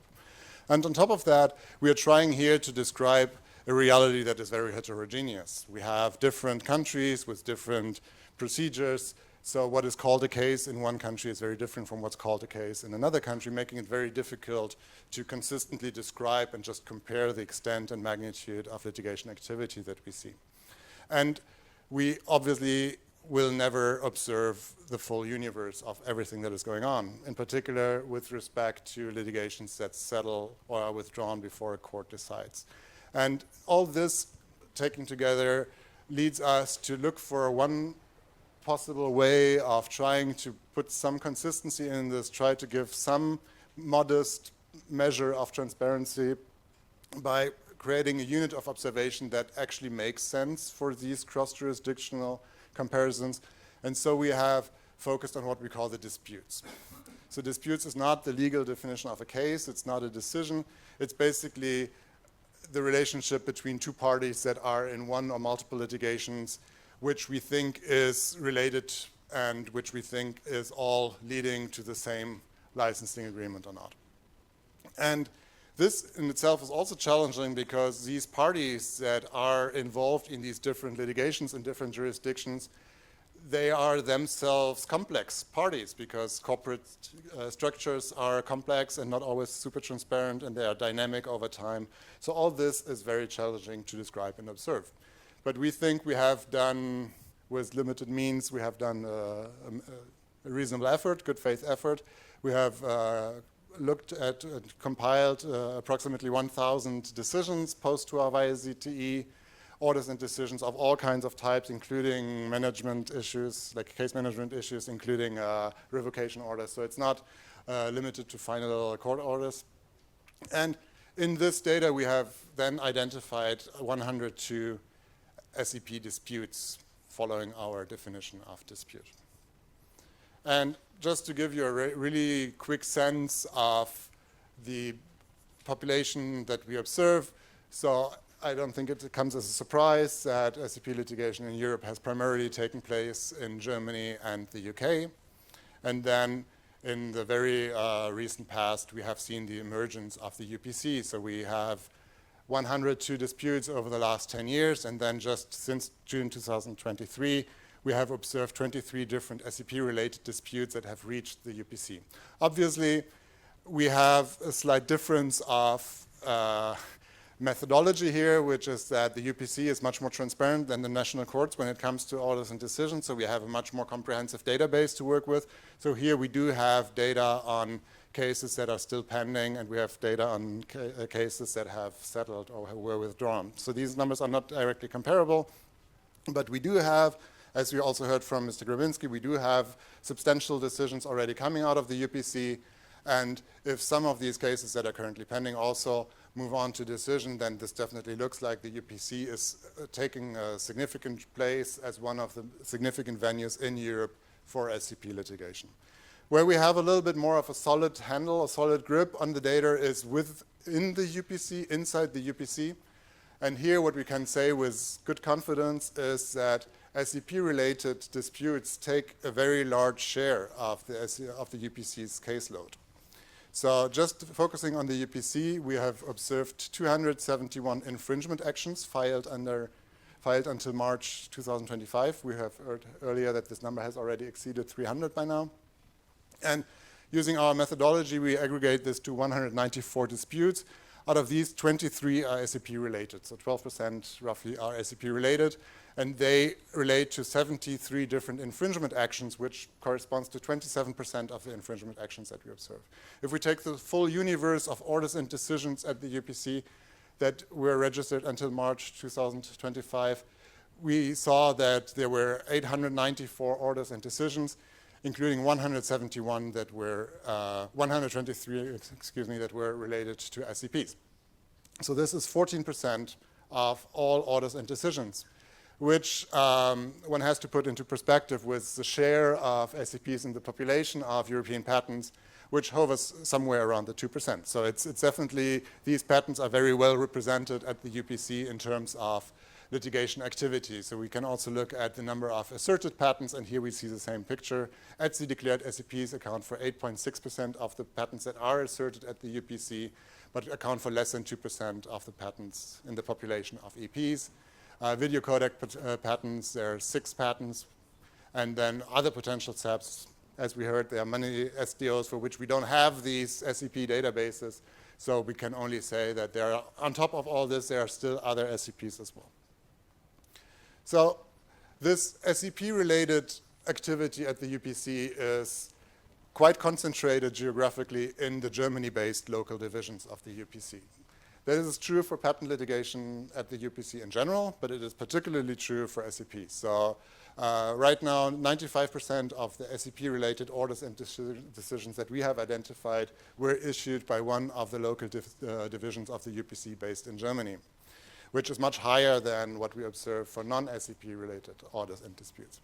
And it's the local division in Munich is generally the local division that has issued the largest number of orders and decisions. That is also true for SCPs. And the local division in Mannheim is actually the only local division of the UPC that we observe where the majority of orders and decisions was related to SCP-related disputes. And one thing that the EPO was particularly interested in, and rightly so, is the potential that the UPC has to bring some degree of harmonization into what has previously been a fragmented landscape of patent litigation and SCP litigation in Europe. So there are multiple dimensions and notions of heterogeneity or fragmentation, but one of these is what we here call parallel litigation. So parallel litigation could mean in a narrow sense that the same patent is being litigated in different courts, but here we take a broader perspective, which is basically that the same commercial dispute leads to litigation in different jurisdictions. And this has been the case roughly for 20% of the disputes that we have observed in Europe over the last 10 years. So here, one word of basically to put it into perspective, is that over the last 5 to 6 years, almost all of these parallel disputes that we observe involved the UK in one way or another. So it's parallel litigation between one EU-based court and a UK court. And as we know, the UK does not participate in the UPC, so the UPC does not eliminate the potential for parallel litigation, but the UPC has been actively involved in most or almost all of the recent cross-border disputes, meaning that it is taking the place that was previously occupied by different courts from different member states of the EU, and so at least in this respect offers some prospect for greater harmonization. On top of course, of the greater picture of harmonization, which is that different disputes are decided by a single court under a single procedure, which, as we have seen with all this significant amount of heterogeneity between disputes might just improve transparency and comparability in SEP litigation in Europe much more generally. So with this, I thank you very much for your attention. And once again, I would like to thank Michael and Peter for confidence in us and working together on this study. It has been a great pleasure, and I'm looking forward to comments and reaction. Thank you so much, Justus. Yeah. You'll have to sit down there because we have three people. If you sit in the front row, actually, if that's okay. I'm sorry, we don't have enough seats. But keep your microphone, and I'm going to invite our three in-person panelists up with us. Hold on to it. We'll give it to the people at the back. So if I can ask our panelists, I can't see where they are. There they are. So we have 5 people to talk through this. Firstly, Rianne Colden, who's the presiding judge of the second panel of the Court of Appeal of the Unified Patent Court. Please come and join us on stage. Yep, round of applause. We have Nathalie Sabotier, who, she's back there hiding, who's a judge in the Court of Cassation in France. We've got another chair. Wonderful. Thank you. No, please come and join us. Sorry. Yep, a round of applause for Nathalie. Online we have, we've got him, Richard Mead, who's a judge in the High Court of England and Wales. And, we have Georg Baumann, who's a judge in the Higher Regional Court of Munich. He's in person with us. And last but not least, online, we have Georg Picht, who's a professor of commercial and business law at the University of Zurich and a fellow of the Max Planck Institute for Innovation and Competition. Wonderful. We are really tight on time, and we have lots to get through. Let's start with you. But just to say, we've all agreed on first name terms in this instance. Obviously, our panelists are judges. But let's talk to you, Rianne. Let's start there. The UPC is a new court for patent cases, we've just heard, in Europe. Considering that it was set up to deal with patent disputes, do you think that the UPC could consider setting a specific FRAND rate, considering the competition law and contract law aspects associated with all of that? Perhaps you can give us a bit of an overview of that. You might have to flick it on. There we go. Yeah, the bottom one there. Oh, yeah. Other way. Okay. Done. Sorry, this shows my technical expertise. Well, first of all, I have to say I'm at the Court of Appeal level, as you already said, and we haven't had the opportunity to deal with an SEP case at our court yet, which makes it a bit difficult for me to sort of elaborate on our UPC case law. But of course, we all know we have a lot of cases pending at the moment. We have some decisions. They haven't come up because they settled. So there we didn't have an opportunity. We did have some procedural appeals, mainly on disclosure of documents and some on confidentiality. And those are typically orders that happen a lot at the Court of First Instance, and that may also explain that there's a lot of orders going on in the Court of First Instance that are obviously SEP related, but they count as orders, but I wouldn't call them, don't confuse them with cases as such. Having said that, yes, there has been some discussion about whether the UPC is a forum for SEPs in view of the contractual competition law nature, whereas our court is supposed to deal with patent disputes. Now, the Court of First Instance in Mannheim has been quite explicit in saying that under our agreement there is this possibility to raise a counterclaim and a defense for license setting, and the Court of First Instance has said this also goes for not yet existing licenses, but also to have a license set. And there's also been a suggestion in the literature that the UPC, just like the UK courts, could actually, in infringement cases and in the mirror also, I would think, in declaration of non-infringement cases, deal with conditional judgments. So an SEP holder could start an infringement case and ask for a conditional injunction, which is an injunction if the implementer would not be willing to enter into license agreement on certain reasonable terms. So in the mirror situation, the implementer would come to court and say, please, could you declare I'm not infringing this particular SEP patent because I'm paying the reasonable royalty that you, court, please set for us. And that seems to me, well, I've looked at it. I can't see any reason why that shouldn't work with our court, you know, similar as it has been done in the UK. So I think that's a proper suggestion. So, yeah, if that answers your question. Yeah, I mean, it's a really, it's a great start to our, start to our panel, and there's a lot of interest in what the UPC is thinking. Let's talk. I mean, one of the great things that we can do on this panel is look into different jurisdictions, and let's start with you, Natalie. Perhaps you can walk us through the approach in France to resolving FRAND and SEP disputes. How does it, you know, what's the overview and the current sort of barometer of what you're doing? We had both type of cases. You know, we tend to divide the world between those who deliver injunctions and those who deal with contractual cases, and we did both of that.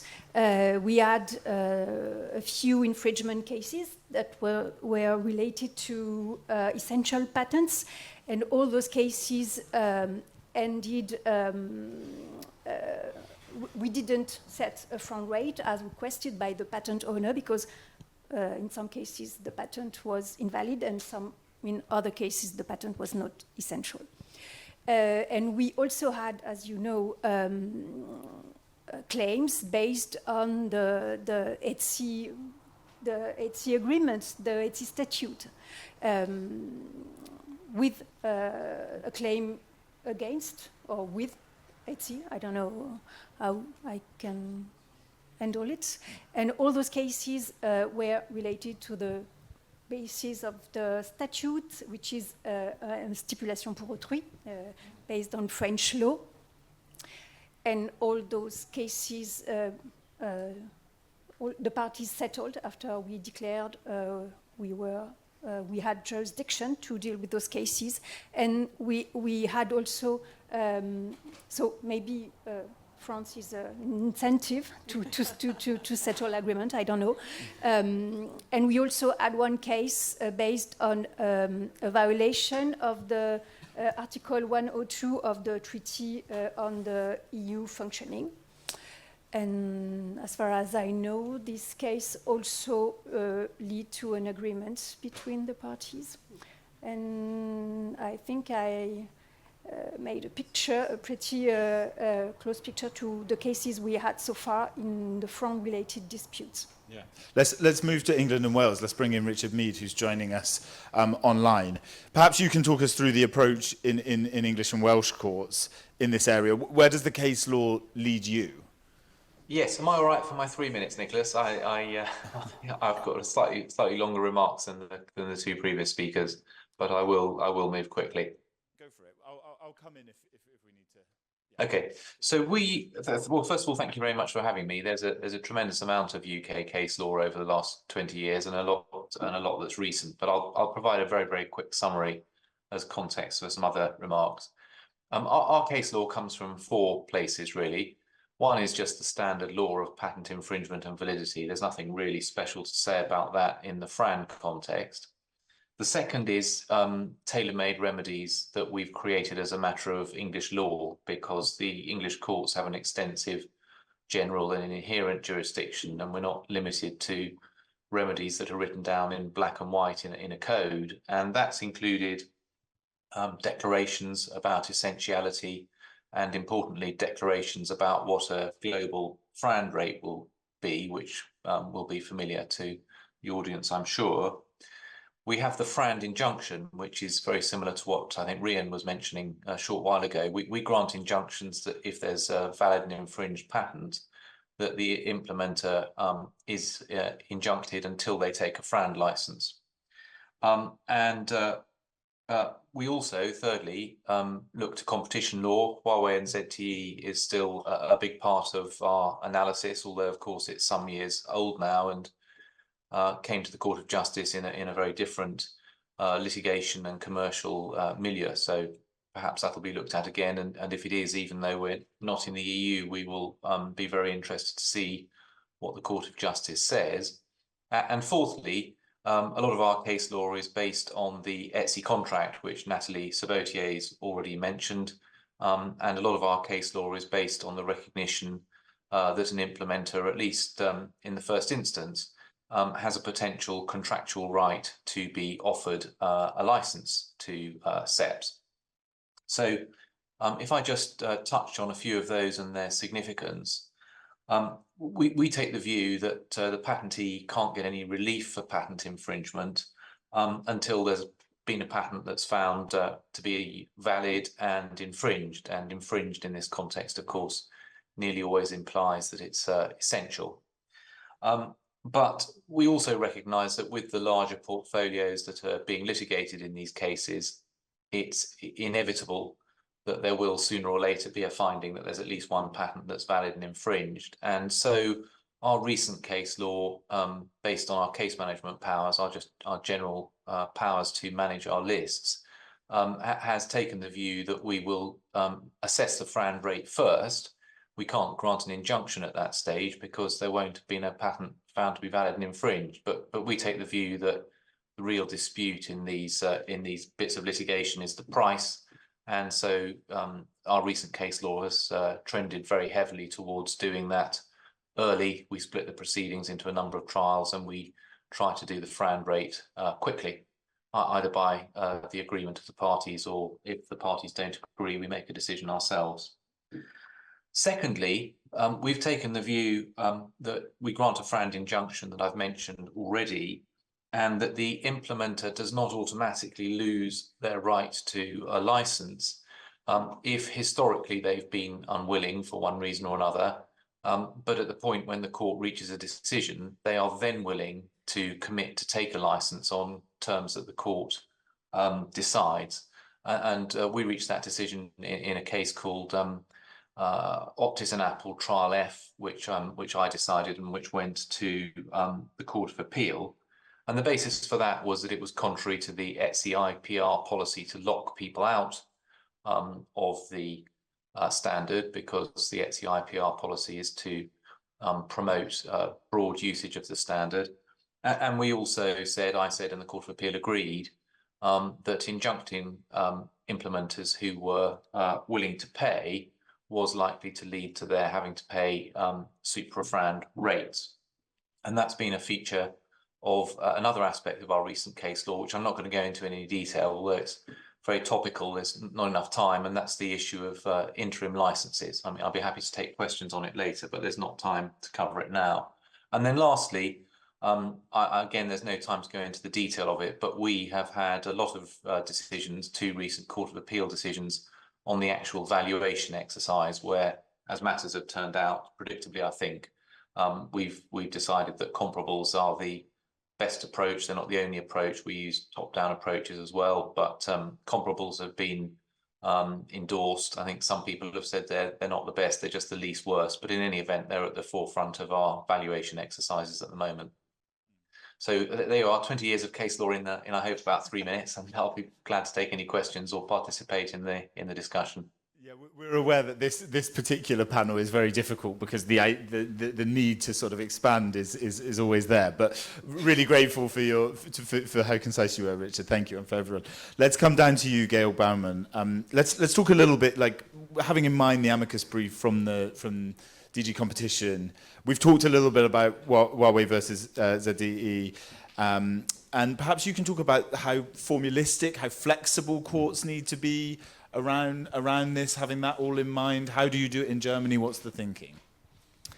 Well, in the Commission's view and the European Commission's view, the Huawei program is a sequence of steps the parties strictly have to adhere to, and the court has to, when examining the FRAND objection. And if one step has failed in the opinion of in the Commission's opinion, the party who committed the error is out, and the the action is automatically has to be dismissed or the FRAND objection has to be rejected. In Germany, the Federal Court of Justice, the German Supreme Court, didn't interpret the URY program in that way, I think. In the decision Haya Siswell from the year 2020, the court focused on the question whether the patent user could be seen as willing to license. And he didn't examine that question by examining single steps, but took an overall view about all the circumstances of the individual case. And in my opinion, and as our court stated in the decision issued in March of this year, the URY program... Richard, You can't hear me? They'll fix it. Please carry on. Okay. The URY program is not a sequence of steps the parties strictly have to adhere to. We think the idea of URY was that the parties should enter into negotiations to find an agreement. And for that, corset of steps is not necessary, and I think it's not useful or helpful. And another aspect is the principle of good faith. The European Court of Justice mentioned that principle also in the URY decision. And we think, our court thinks that it would not be in accordance with good faith. For example, if one party could claim that one of the first steps was formally not correct at the very beginning of the negotiations, if or when the party afterwards has entered into negotiations with the other party. So to answer your question, I think the URY program is a framework, it's a guideline, it's an important guideline, and the parties in principle or has to adhere to the steps in principle, but it must remain a flexible system for the parties as well as for the courts. Thanks. Let's bring in Georg Picht, who's joining us online as well. Yeah, he can hear us. Wonderful. Let's talk a little bit about willingness. Is it potentially sort of maybe distracting from some of the real issues, maybe, or is there no difference in outcome whether FRAND is sort of understood as an antitrust defence with its focus on willingness or as a contractual defence, which seems to focus more on what terms are actually FRAND or perhaps what the right price is? I wonder if you can talk to that and perhaps pick up on anything that you've heard so far. Georg. Yeah, sure. Sorry for being with you only online. You know, I think that already in the CJEU decision, you see, and this has become much clearer since then, that, you know, FRAND has essentially two prongs. It has a conduct prong, and it has a content prong. And the content prong is about the license conditions, and the conduct prong is about good faith negotiation conduct by the parties. And I think good FRAND decisions and good FRAND case law looks at both these prongs. And I think you have seen in the development of not least the case law from the German courts that willingness has become sort of the tool with which to gauge whether parties conduct negotiations in good faith. And this is why I don't think it is sort of an unnecessary part or something that would be irrelevant and distracting from the real cause at issue. Yes, the price tag matters a lot, and Richard has pointed this out just now, but it is also important to encourage the parties to negotiate in good faith, because after all, parties usually know best what market adequate FRAND rates are. So I think willingness has its place, while it should not prevent courts from looking into the price tag and the content issue either. When you look at the two ways, the contractual way and the competition law way, as a main basis for assessing FRAND cases, yes, I would say that apparently so far the contractual prong has invited courts more to go towards the price tag thing, whereas the antitrust, especially as handled by the German courts, the antitrust route has focused more on conduct issues and has been a bit more hesitant to come across with condition setting, defining of licenses. But personally, I do not think that this is inherent in either the contractual approach or the competition law approach, in the sense that you cannot do both under either approach. I think both approaches are fit to look at conduct and at content. It's a question of how you handle them. And as I read initial FRAND case law from the UPC, I find it really interesting and very promising, because it seems to try to combine the competition law approach that the CJEU, after all, has predominantly chosen, to combine this with flexibility as we have it, as we have known it maybe a bit more from contractual approaches so far. So it may be that the UPC brings about the perfect wedding of the strong parts of the competition law approach and of the contract approach. Rian, let's come to you. I mean, this is one of the things. The setting of the FRAND rate is the big discussion. I mean, come in on what you've heard. Well, what I would like to stress here, I think yes, willingness is certainly an issue, but willingness is an issue on both sides.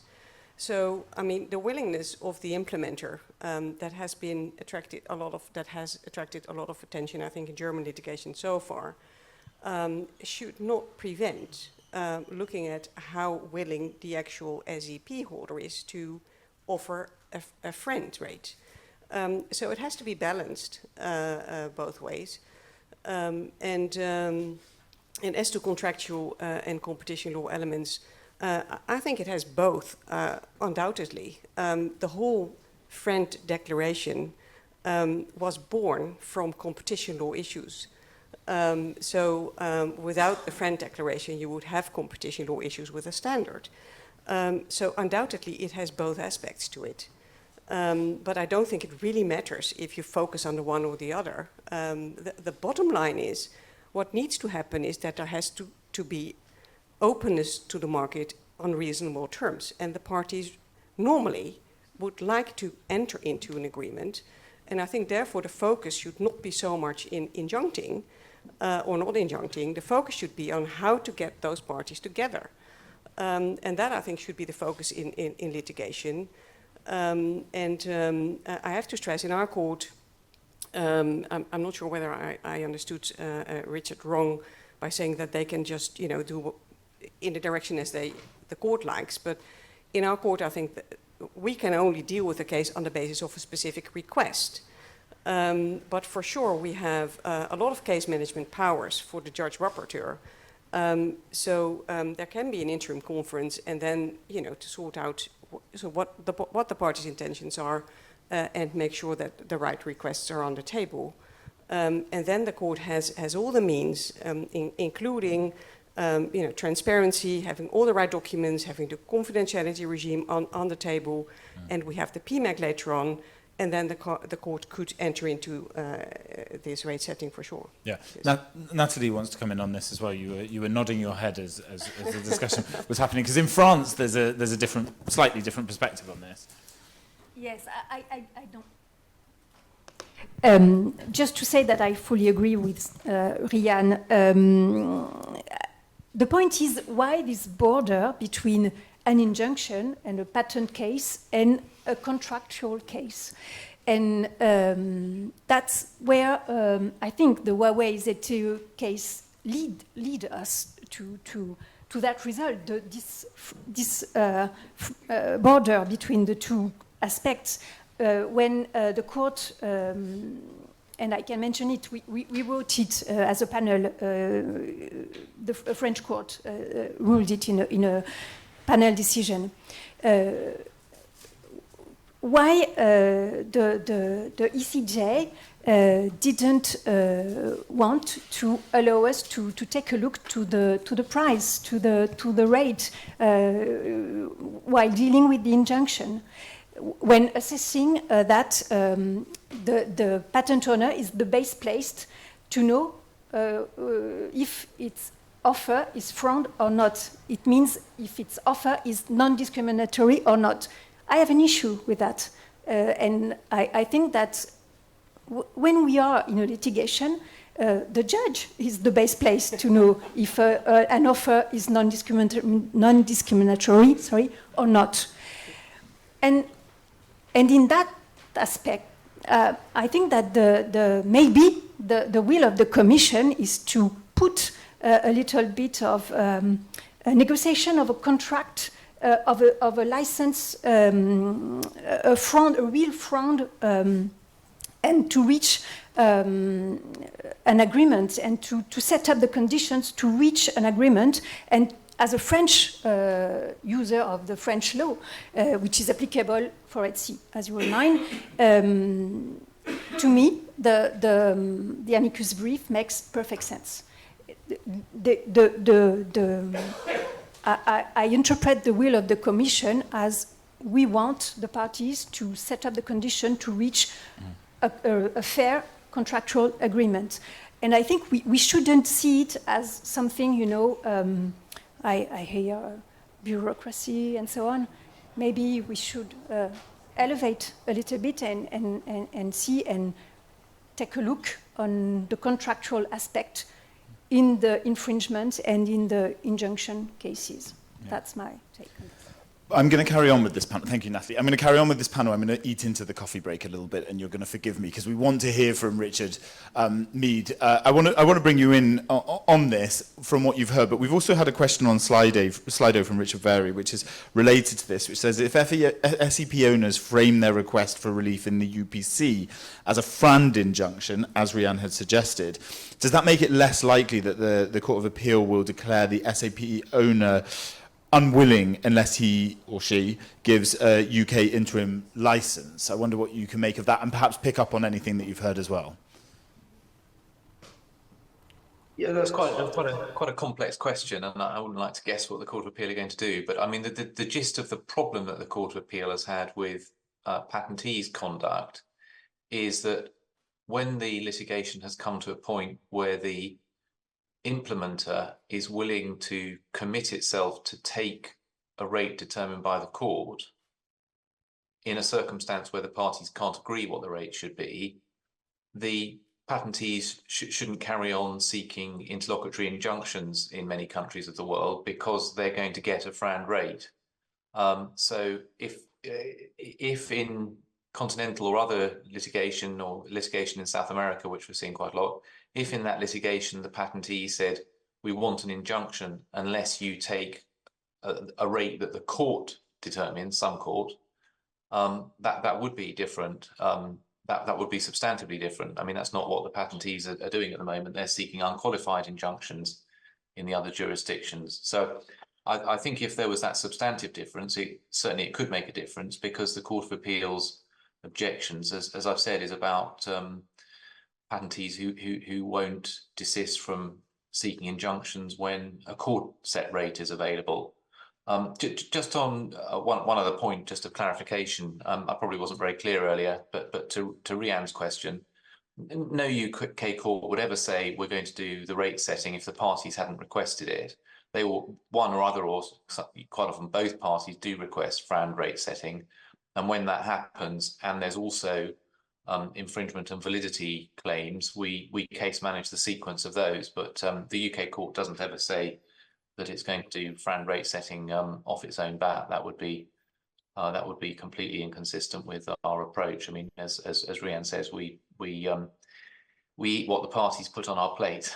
So I hope that answers Richard's question and responds to that. Could I just say in relation to the antitrust contract discussion that is so interesting? It does seem to me that one has to at least think about the contract position.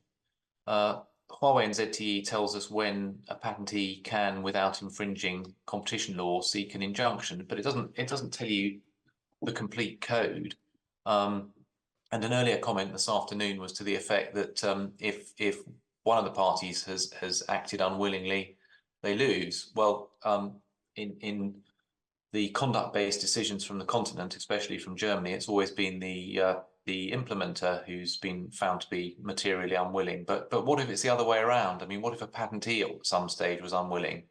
Would one say, well, you can't have an injunction ever? You lose the utility of your patent? I don't think we would. I think what we'd say is you've got to be willing now, and you can demonstrate that willingness by agreeing to a court determination. So I think the fact that there is a contractual right to be offered a license is a critical part of the analysis, and I agree that it's a complex interaction and that both have their part to play, but I think they really do both have their part to play. Rian's going to jump in on this quickly. Yes, just one comment on this. I think from both perspectives, I mean, willingness is relevant at each stage.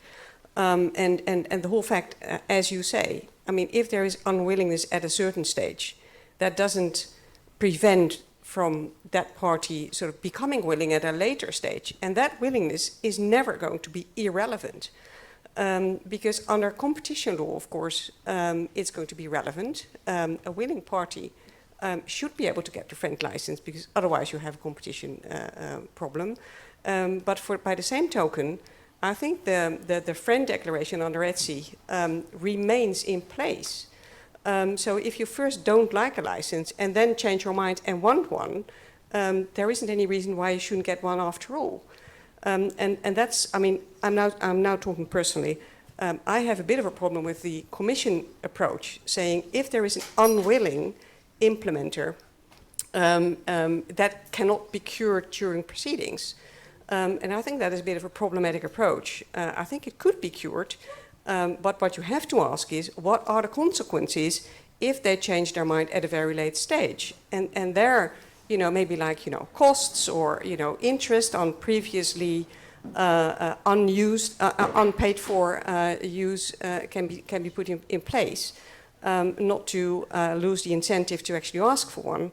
But I think willingness will always be relevant at whatever stage. Georg, I want to come to you. I want to bring in the issue around essentiality checks. How would you sort of look at that if an assessment by an independent third party would be litigated in your court? How do you see those issues? Well, I think such a check would be very helpful for the court, but so far as the interpretation of the patent claims is concerned, I think the court will always have to assess it itself. It's the original responsibility of the court to answer such questions. As far as facts are concerned, in German law, it could maybe a kind of, we call it qualified submission, on which the other party has to respond in a substantive manner. There's a lot going on. I think it's helpful for the parties and for the court, but the courts cannot be bound on it. Let's move to Georg Picht online and just bring in the UPC setting a FRAND rate. And is it limited to patent law matters, or can it also adjudicate issues relating to competition law or contract law from your perspective? If you can give us a relatively quick answer to wrap up our panel. Yeah, thank you. I mean, I can chime in with what has been said before. I think there are certainly sufficient bases in the in the legal framework for the UPC that enable the UPC to hand down sort of a full-fledged FRAND decision catering to all or addressing all relevant settings here. We must not forget that the UPC is fully bound to European law, including European case law, and the initial FRAND decisions have made it very clear that they consider themselves to be bound by what the CJEU has said. And I think it would not be necessary from the legal framework point of view, and it would be really harmful for the beneficial potential of the UPC as a harmonizing court also on FRAND matters if we now started to sort of curtail what the UPC can do in terms of FRAND legislation. I think, yes, the UPC should be able to set rates, issue injunctions, and deal with contractual aspects of an SEP FRAND litigation, and deal with the competition law aspects of the SEP FRAND litigation. Always, of course, if you have as an anchor patent with unitary effect. So I think this must be the road forward, and I'm encouraged that, to my reading, the UPC, and also to my hearing, the panel today does understand the court's role in such a comprehensive fashion. Thank you so much. We're going to have to wrap it up there in the interest of time. I'm so sorry. I feel like we've scratched the surface. We want to go so much further. But a huge thank you to Richard and Georg that have joined us online. A huge thank you to our panelists here. Yeah, big round of applause. Before you head off for a coffee, I'm just going to ask my colleague from Euractiv, Dave Keating. He's going to tell us exactly what's going to happen in the second half after we come back from our coffee. You must please be back in your seats at 3:30. I'll just hand Dave the microphone.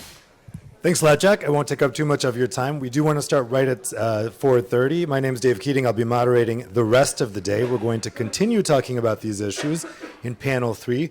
We'll be talking about alternative dispute resolution for SEPs. And then in panel 4, we're going to be talking about how all of these issues can help Europe's competitiveness. So we'll see you right back here in about 20 minutes for the next 2 panels. See you then.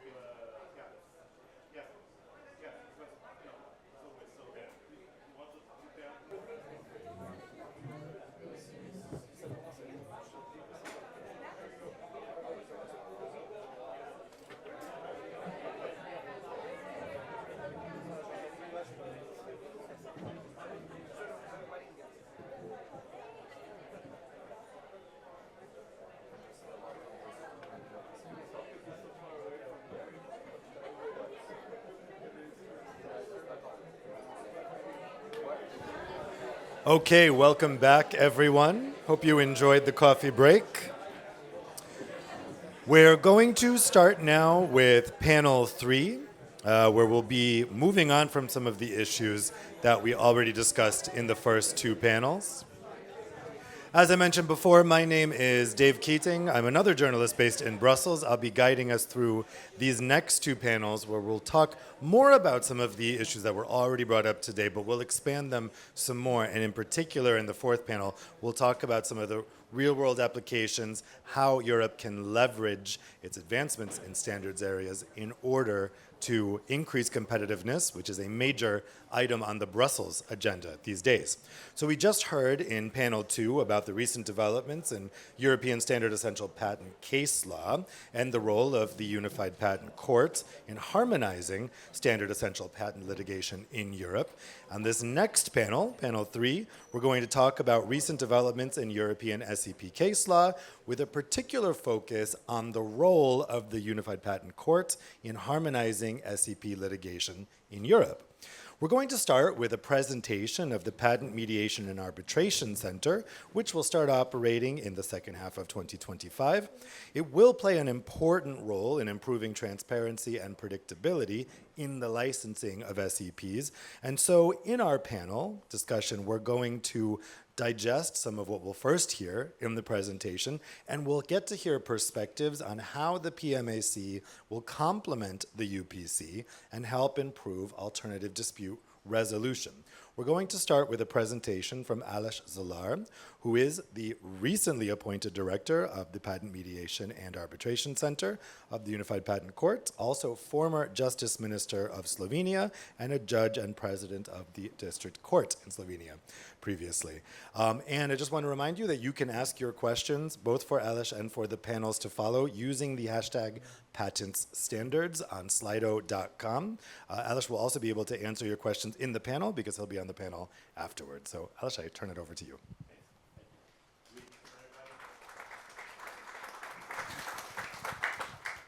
So greetings to everybody. It's a great pleasure to be here. Great honor to speak in front of such a distinguished audience here in the room and online.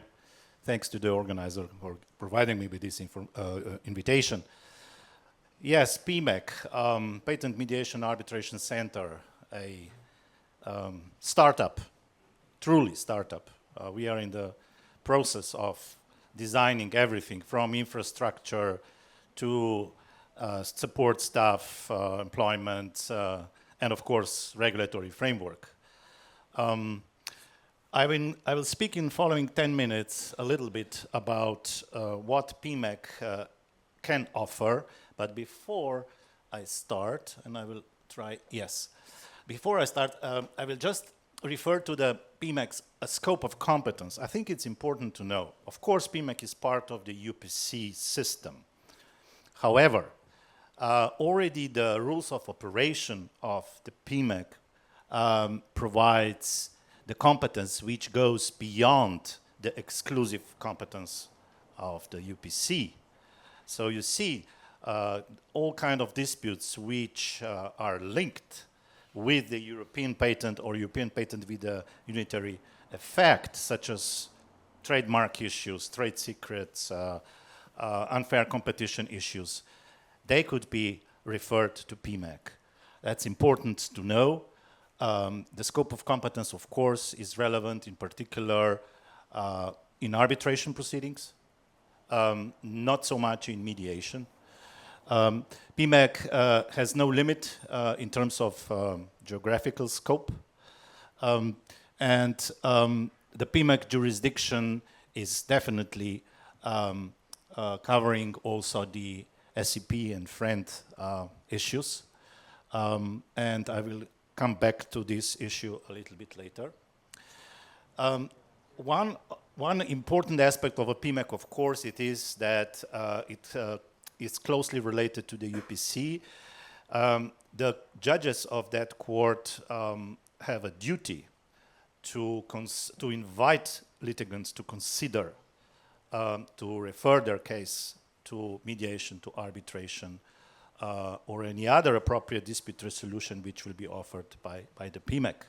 Because PMAC will not offer just mediation arbitration, but also expert determination, early neutral evaluation, which is again very interesting proceeding for litigants at the UPC, and hybrid processes, MEDAR, PARMED, and similar. So that's one track where cases will come to the PMAC, but it's not the only one. PMAC is also a freestanding center. So the parties can always turn directly without having a pending litigated case at the UPC. And last but not least, not just the court, I mean the UPC, even some other institutions, competent authorities, including EPO, for example, in the opposition proceedings, not necessarily running in parallel with the proceeding at the UPC, could refer cases to the PMAC, or even national courts if national regulatory framework allow for that.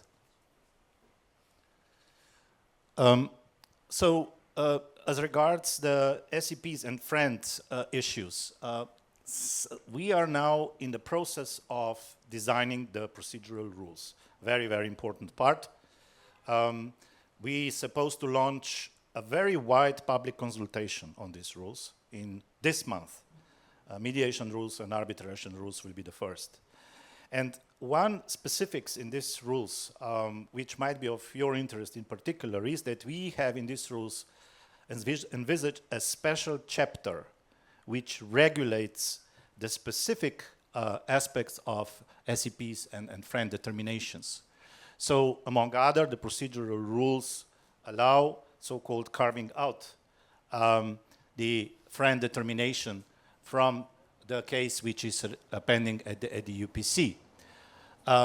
There is some connectivity between the UPC and PMAC so that the parties in the proceedings at the PMAC could always ask the court to issue appropriate orders, and we heard about these orders in the previous session. Enforcement regime is another interesting aspect. Why? Because the consent arbitral awards and mediated settlements at the PMAC could be converted into the decision of the UPC and then enforced as any other decision of the UPC. This might be quite relevant for many litigants, but for those who are coming out of the Europe, let's say, it's important to note that, of course, for enforcement of arbitral awards, the New York Convention would apply. So you have two options here for arbitral awards: New York Convention or UPC decision if the award is based on a consent. Procedural rules are designed specifically for the IP disputes and patent disputes in particular, but as I said, there are some specific provisions envisaged in the rules concerning the FRAND. Some basic issues which you might be interested in. We will, of course, try to encourage litigants, disputants, to prefer e-mediation if possible. There will be also financial incentive for this in terms of the fees. In arbitration, the initial conference will always be video conference. It's a mandatory. While the hearings, it depends. You know, the parties are masters of the procedure. If they want to meet in person, no problem. If not, even better. Language, again, the parties decide. There will be some specific procedures like expedited arbitration. We envisage also emergency arbitrator and so on, so on. So these are typical issues you find in many procedural rules also of other institutions. Now, as regards these SEPs and FRAND, there are several provisions in both procedural rules, and I would like to invite you all to contribute to the public consultation process. It will, when it will be launched this month, you will have 2 months to provide us with your feedback, with your comments, with your criticism, suggestions, whatever. Today we heard a lot of transparency. We start with transparency here, how we actually design the overall regulatory framework for the PMAC. So it's an open process, interactive process. And as regards the SEPs, you can see in these slides what kind of issues could be addressed in the SEP FRAND, either mediation or arbitration, actually in both. Any patents that might be subject to cross-licensing, for example, claims and defenses, the conduct of proceedings in multiple stages, or any essentiality assessment. That's why we envisage also expert determination process as a separate set of procedure, which is designed particularly for this kind of situations. Determination of licensing terms and conditions, scope of royalties, and range of royalties. This is interesting. Setting the terms of an interim license pending a determination.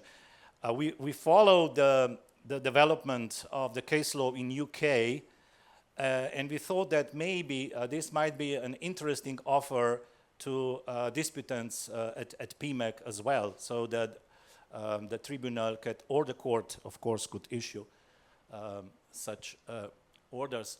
So it continues with the possibility that the methodology for calculating the FRAND royalty rate would be done within the alternative processes. And of course, as I said, the powers of the tribunal, of arbitral tribunal, or the UPC to issue appropriate orders, like order to produce evidence, confidentiality orders, or similar. Not just this, the confidentiality provisions are a little bit different than the general confidentiality provisions which govern mediation and arbitration proceedings. Different in terms that we envisage additional tools to be used by the parties, like confidentiality advisor, or the rule that only attorneys, could see confidential documents. This is in particular important for licenses. And then confidentiality order and non-disclosure agreements.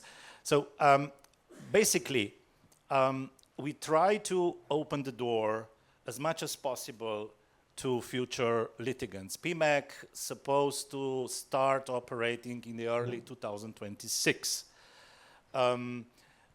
Most important, of course, is the selection process of the neutrals. And we already developed the criteria for selection of mediators, of arbitrators. And based on this, we will publish a public call for all who are interested to serve as accredited mediators or arbitrators at the PMEC.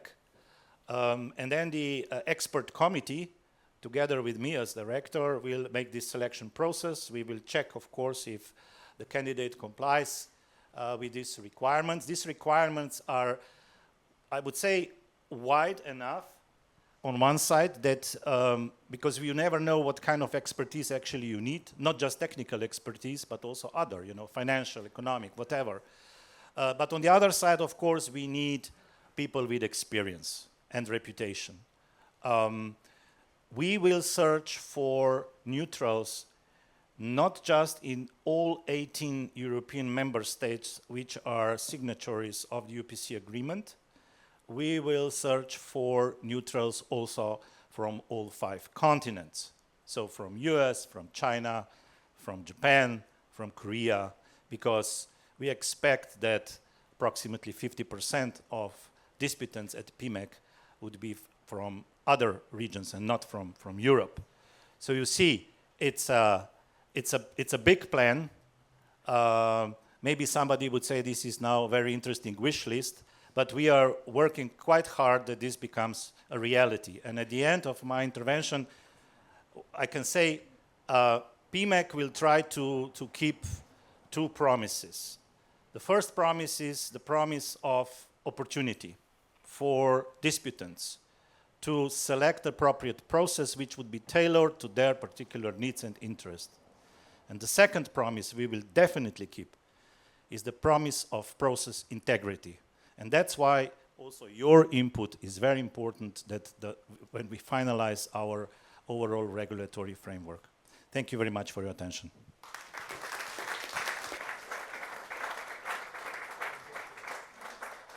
Thanks very much, Alice. So you can have a seat right there. And now, as you said, input is very important. So we're going to get some input now from our panelists who I'd like to welcome here on the stage. Now you guys can come up and take a seat. So we have here with us in person, Richard Very, a partner with Bird & Bird. We have Cordula Schumacher, who is a partner with Arnold Russ and formerly president of the European Patent Lawyers Association. We have Robin Jacob, who is a professor at the University College of London, and also for many years a barrister specializing in IP. And then joining us online, we have Peter Tochterman, who is a judge at the local division Mannheim of the Court of First Instance for the Unified Patent Court.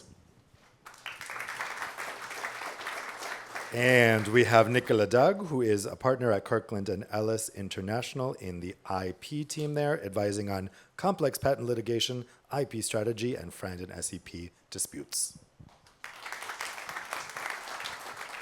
So Peter Tochterman, I'd like to go to you first to get your reaction here. What are your thoughts on the evolution of the PMAC, as we've just heard laid out? And does it comport with your experience of what's going on with cases in Germany? Yes, I will, but as I'm not in Paris, I take the liberty to send out some greetings in French at first. Bonjour, mesdames et messieurs, merci pour l'invitation. J'aurais vraiment naturellement préféré d'aller à Paris, mais malheureusement, mes 3 enfants m'ont passé tout assez fort et j'ai préféré de rester ici en bas de Heidelberg où j'habite pour éviter de vous passer la peste de mes enfants. Now I'm trying to switch back to English immediately, which sometimes is a bit of a difficulty for me, but I hope I'll do my best. First, before I start talking about the substance, I really have to express something. I'm really, really happy and thrilled that we hired such a passionate and enthusiastic director for the PMAC. I can really see what efforts are being done, and everyone will have to realize that there's pretty much work resting on the shoulders of our learned colleague and director, Alesh, and that's something what I want to put up front before I make my humble suggestions and remarks here.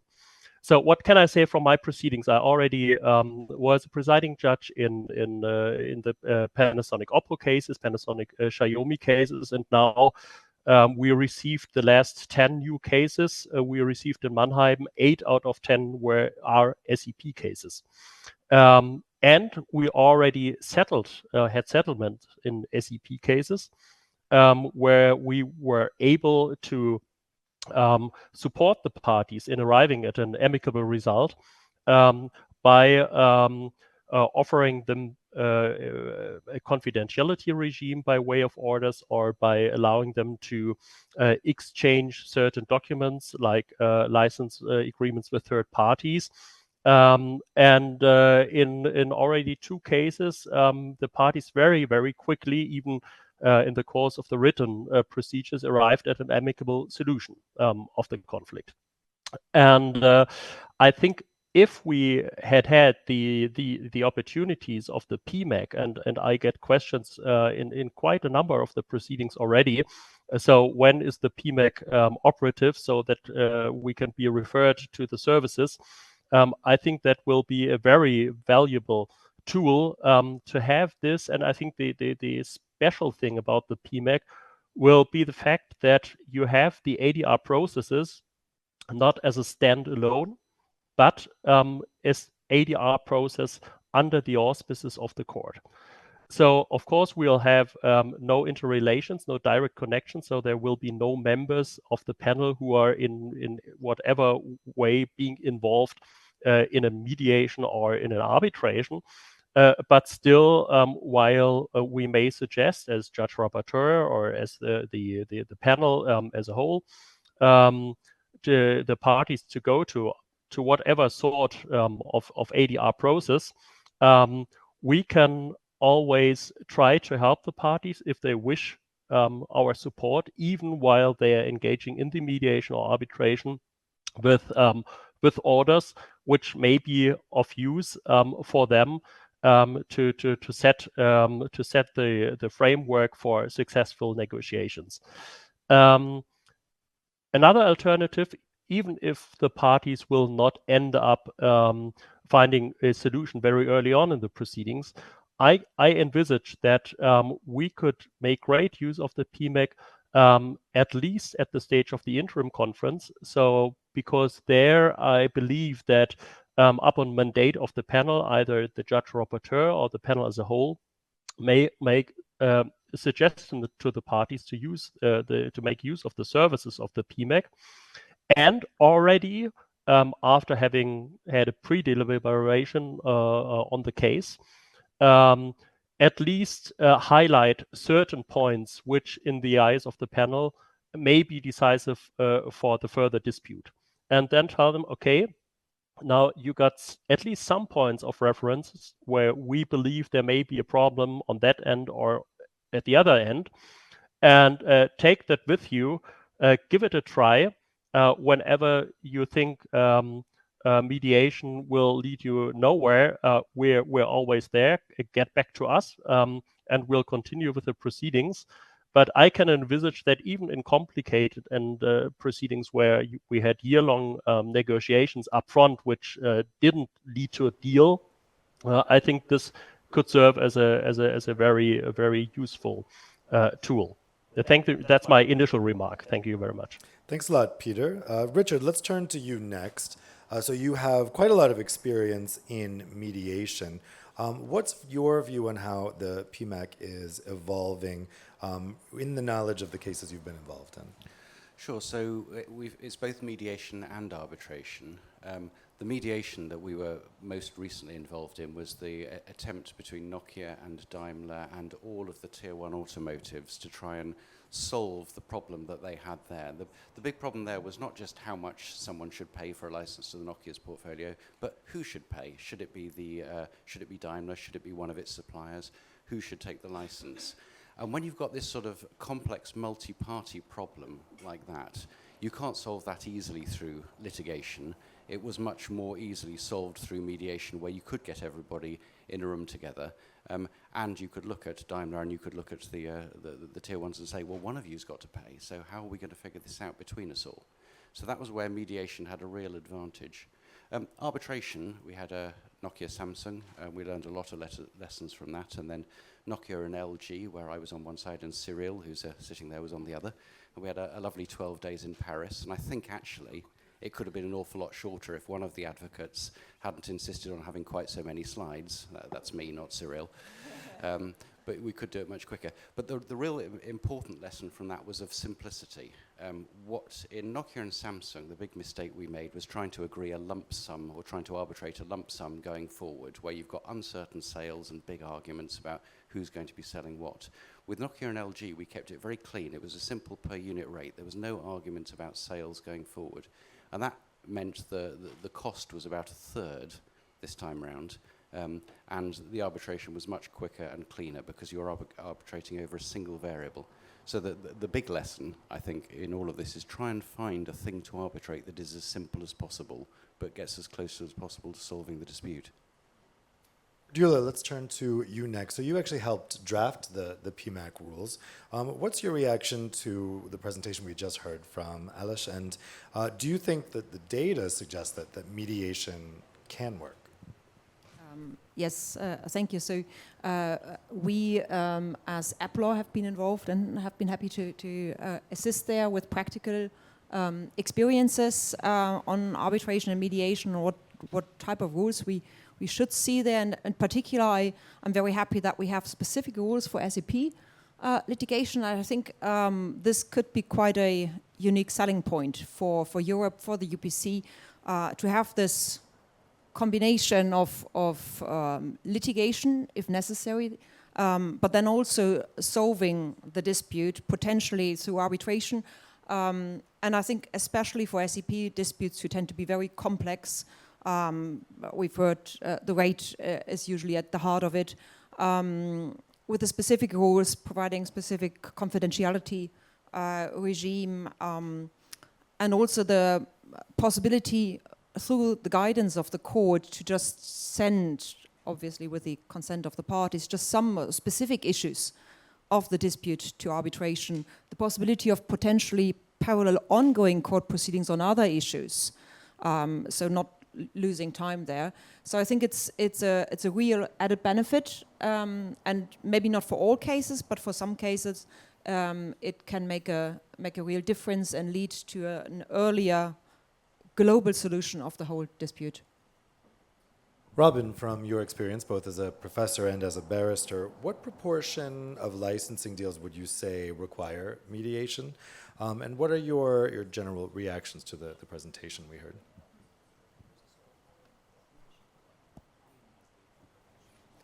Well, I've done quite a few mediations since I retired as a judge, and a few arbitrations. And the process of alternative dispute resolution is actually a valuable way of getting cases settled. In some cases, if you've got one party who says, I'm right, that's the end of it. You can't negotiate. But that's not these cases, or shouldn't be these cases. It's got to be recognized, however, that this is not a panacea. I don't believe you're claiming you can bring peace on earth. You are a valuable aid, and from what I've been hearing of what you're planning, a more proactive aid than, say, for the WIPO Mediation and Arbitration Centre, which exists already. You've got a rival, and I think they may have a young snapper at their heels. But in the end, we have to recognize that alternative dispute resolution, in the end, is what happens in the courts when everything else has failed. As von Clausewitz, adapting von Clausewitz, litigation is the continuation of litigation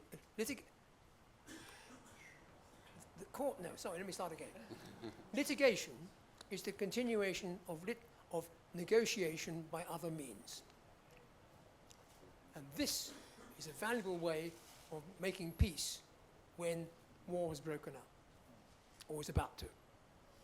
And I wish you the very best of luck. I have to say that over my own experience of IP arbitration is it's rather limited in the world. I'm not talking about SEP, I'm talking about generally.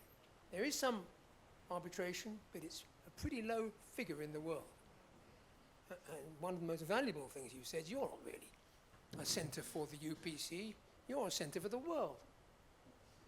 And if you can make it run, well, the parties might be, you know, Indians fighting Chinese and coming to you to sort it.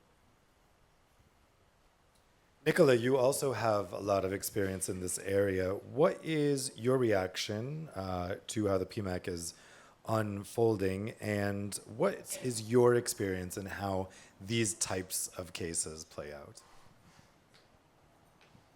Well, good afternoon, everybody, and sorry not to be with you in person. I'm in our San Francisco office this morning, my time, but I'm very grateful to be able to join you.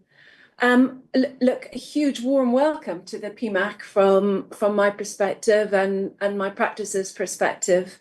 At the end of the day, these SEP and FRAND disputes are large, high-value commercial disputes. All that really matters is how much money must be paid. And those are exactly the kind of disputes that are ripe for settlement in mediation or failing that in arbitration. And indeed, my experience and our experience in the firm is that mediation has worked really well. It has solved the full series of the recent large FRAND disputes that we have been involved in. And I'm sure the PMAC Centre, when it's up and running, will play a vital role in that. I think for mediation to work well, and this is in line with some of the features that we heard about in the presentation, there have to be experienced, skilled mediators available. Those mediators, if they're able to put together structured mediations, that really helps. And by that, what I mean is it's not just a one-day or half-day formal meeting. The structures need to be built for the disclosure of the comparable agreements, for the mediator to have assistance in digesting those comparable agreements and understanding what the real rates are. There may need to be a number of staged mediation sessions. And frankly, the mediator, the great thing is there are mediators that have endless energy for doing these things. High energy commercial mediators who show patience at the right moments, but show energy in bashing heads together is really the recipe for success. In terms of arbitration, what works really well is, it tends to work really well once there is an agreement to arbitrate. That's the toughie patch, is getting the agreement to arbitrate. But once you've got that agreement to arbitrate, safe in the knowledge that there aren't going to be interventions from injunctions in the meantime, that is that there's a standstill on, in the litigation world so that the arbitration can proceed and there's a window for that arbitration to move forward. Arbitration is also very, very successful. And we have seen again very recently that a number of the very big FRAND disputes that have occupied the court for several years have ultimately got sent off to arbitration to either resolve the existing agreement or the need for the existing agreement or the follow-on agreement. I think what works really particularly well in arbitration is when the tribunal has the discretion to set the full terms, not just the monetary terms, but the full terms for the FRAND license. I mean, obviously there will be parts of those terms that the parties will agree on, but to the extent that there are parts that remain unresolved, which can be quite sticky, like the scope of the patent piece, giving the tribunal, the arbitral tribunal, the discretion in the arbitration agreement to resolve the full set of terms really does make for a very successful route forward.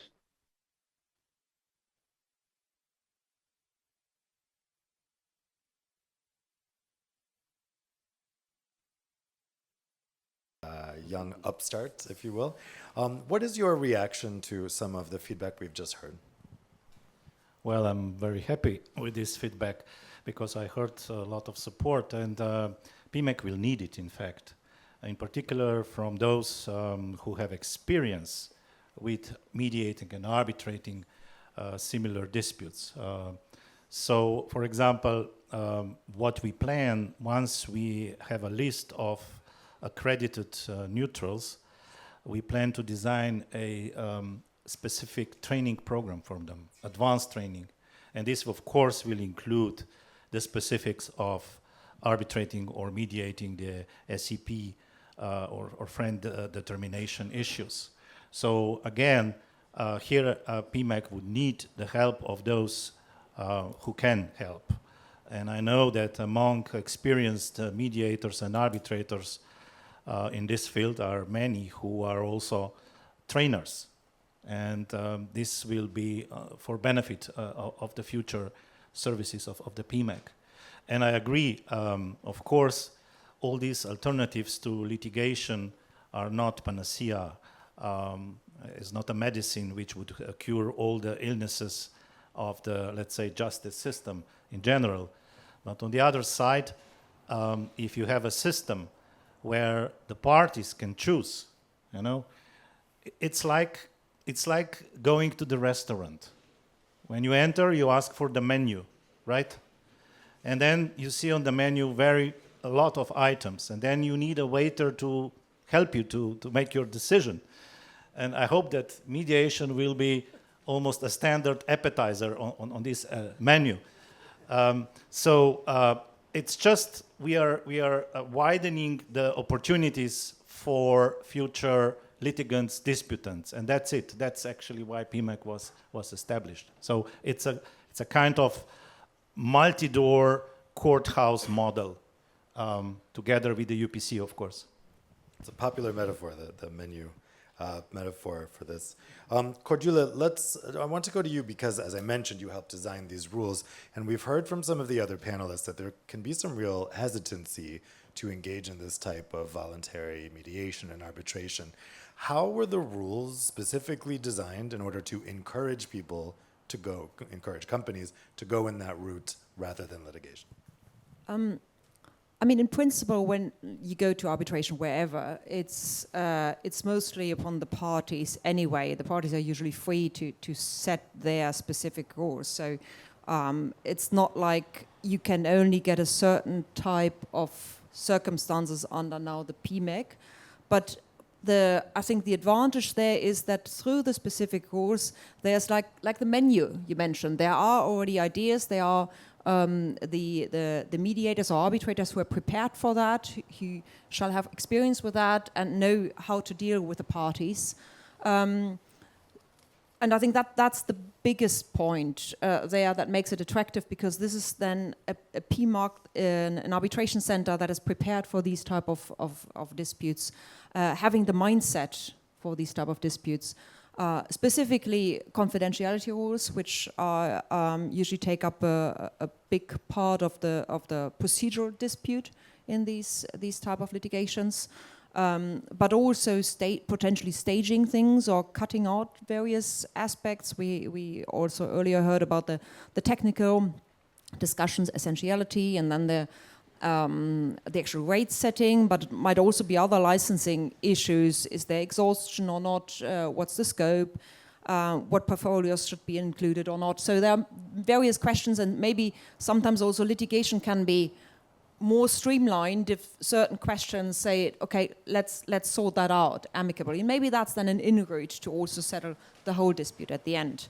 So I think that makes it very attractive, and all that, in many cases at least, I would think it will be part or upon the initiative of actual court litigation. So we have maybe the incentive by the judge saying maybe this would be a good idea, and thereby giving a little bit of a push to the parties who of course need to agree to arbitration, and that can maybe make a difference, because in the SEP world everything is being settled. There is no SEP dispute that is not eventually being settled. The question is just when and how, and maybe this is a way to provide another solution and advance this process.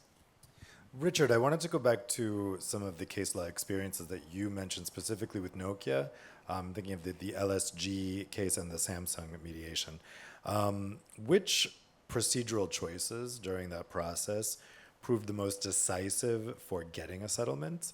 And what kind of lessons can be drawn from that for when we're institutionalizing this process at the PMAC?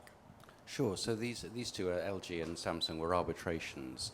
And the way we set them up procedurally, a couple of things. First of all, we put the license in place at the outset. So there was already a license. So we didn't have any arguments about parallel implementation patent cases or any of the interim license stuff like that. The license took effect, and the only question that the tribunal had to determine was how much.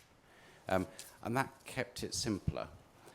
The other thing we did was we provided for an early exchange of license agreements, and it wasn't, rather than have some sort of argument about scope and all of that sort of thing, what we did was made for a fairly wide disclosure. So both Nokia and Samsung put their license agreements into the pot, and people were able to see them. Now, one of the problems with arbitration is that all of our license agreements have these terms in them that say they're confidential, you mustn't share them with anybody else unless you're ordered to by court order. Now, the way we get around that is we get the tribunal to order a disclosure, and we put in place an external eyes-only regime so the solicitors on each side can see them and the experts can see them, but the other side cannot. But this is still a bit of a fig leaf. We're all politely ignoring the fact that this isn't a court order, and perhaps in theory we're all in breach of our confidentiality clauses when we go into an arbitration. Now, one of the great things about the PMAC is that you could get the UPC to order the disclosure, and then you've got them for the arbitration, and then we've solved that problem that we've all been quietly ignoring for the last 15 years. Once you've got those disclosed and both sides are able to inspect them, then you can move forward relatively quickly. And in both cases, we put forward a very tight time limit on it. Of the tribunal had to give an award within a certain date. And that's one of the best ways of containing the costs, because lawyers bill by the hour and they will keep billing until you get to the end of the action. And if you've put a limited time limit on the whole thing, oh, sorry. I've forgotten I'm back in private practice now. I shouldn't admit this. But if you put a firm cap on the date by which this is all going to be over, then that acts as a de facto cap on what the costs are. The final point I'd make is that Nicola was mentioning that these disputes are high value, and they are high value, but that's a self-selecting thing that we're seeing at the moment. The only things that get litigated are the high value ones because litigation is expensive. The only things that get arbitrated are high value because arbitration is expensive. But there are a whole load of low value disputes. There are an awful lot of SMEs that are implementing some form of communication technology, and it would be good if there was a dispute resolution mechanism that could fairly address those guys. So if you could have a really cut down procedure for a low value case, I think that would attract much more. Yeah, and maybe that is provided. There is also this kind of expedited proceeding, or where usually there should be a decision within 6 months. It can be just written procedure, so very streamlined. I think it's foreseen at the moment below $1 million dispute value, but parties can agree to that. So that might be actually a solution for the not high stakes cases. And that isn't just for SMEs, right? That's for any size yeah, company. Anybody who agrees to that, yes. It's a very big difference when you put the judge under a time limit, as well as the parties. Judges aren't used to being under time limits. And what Richard said is absolutely true. Work expands to fill the time available to do it. Give it lots of time, lots of work. Work contracts to fill the time available to do it as well. And it's a vital rule, I think, and you may want to be thinking about that, kind of expedited mediation or arbitration, so that, put something in the rules about that, so that people can say, well, this deal's going to be done one way or the other. Sometimes it's better to get a slightly wrong answer early than a perfect answer in 5 years' time. Peter, let's go to you next. You've indicated that there's somewhat of an information gap when it comes to cases, particularly with the German and UPC caseload figures that might be underreported. What kind of reforms to filing, docketing, public reporting could be made to try to fill that information gap? I'm not sure if I understood correctly what you mean by information gap. Do you mean the general figures concerning how many cases are pending in the national courts and at the UPC at the moment, or? Excuse me? Yes. I think the caseload figures are quite transparent at the UPC. And also the national courts report them every year. So I don't see that there's an information gap, to be honest. Yeah, that's okay. We get, all right, let's open another question for you. So you're working on the PMAC Presidium. Which single upcoming feature do you expect is most going to influence whether parties choose this over national courts, which direction they go in? Yeah, I believe that, or I personally am already a bit myself surprised that the parties turned pretty much already to the UPC to engage in the proceedings and before the UPC rather than before the national court. So even in the national courts in Germany, which already always had quite considerable numbers of patent litigations pending, we can already see that there's a stark decline in numbers. So that sometimes they apparently are being used as an alternative to UPC because you never want to put all your eggs in one basket. But already I think there is, especially in the context of SEP, quite a trend towards the UPC. Maybe not only because you can cover a vast a number of territories, of course, but maybe because the users realize, oh, this is a new system, and maybe it's easier to get through with my arguments and with also having a fertile ground for fresh thoughts concerning the way such proceedings are dealt with regard to the process, to the procedure that we apply, that they rather want to test that new playing ground or battlefield, whichever way you want to look at it. And therefore, my gut feeling is a bit that that at least the large scale dispute, may they be technically very complex and concern a lot of member states where you usually had all that parallel litigation in the various national courts and SEP proceedings. If I had to predict, I would tend to believe that the vast majority of cases will be handled by the UPC in the near future, as we see that clear trend already. Nicola, a question for you on what people should take into account when they're choosing mediators or arbitrators. Based on your experiences with these SEP disputes globally, what criteria do you think is most important when selecting a mediator or arbitrator that ensures both that you're getting technical expertise but also commercial credibility? So I think it's two different skill sets actually for what you're looking for in a mediator and what you're looking for in an arbitrator. In looking for a mediator, essentially, and indeed as the presentation made clear, you're looking for a very experienced, neutral individual who, you know, is very good at facilitating negotiations between the two parties. You know, the more experience they have, the better. On the neutrality point, I think it is very important that, you know, for example, if there's a Chinese entity on one side, that, you know, the mediator is not Chinese. If there's a Korean entity, that the mediator is not Korean. There's got to be neutrality from that perspective. But otherwise, you're looking for a mediator who can bring all of their training and their skills to hold these negotiations together. This is not a case of like tea and sympathy type mediation. You know, sometimes it's got to be high energy, keeping the negotiators at the table, bashing heads together, holding them together when they have bust-ups and when they want to stomp out of the room and go home. You know, sophisticated mediators have very, very sophisticated toolkits for keeping things going, for finding a way of bridging things, finding a way of opening up alternative communication channels.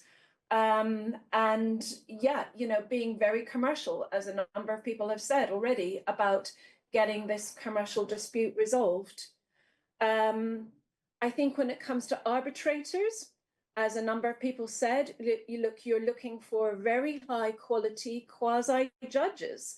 You know, the arbitrators are basically judges who are determining the dispute in a binding, final way. So they've got to have all of those skill sets of good judges. They've got to be commercial. They've got to be hardworking. They've also got to be good at case management. You know, we've heard a lot about getting early disclosure of the comparable agreements and getting those unpacked. You know, their ability to case manage that and keep it moving along in a fair way is going to be very, very important.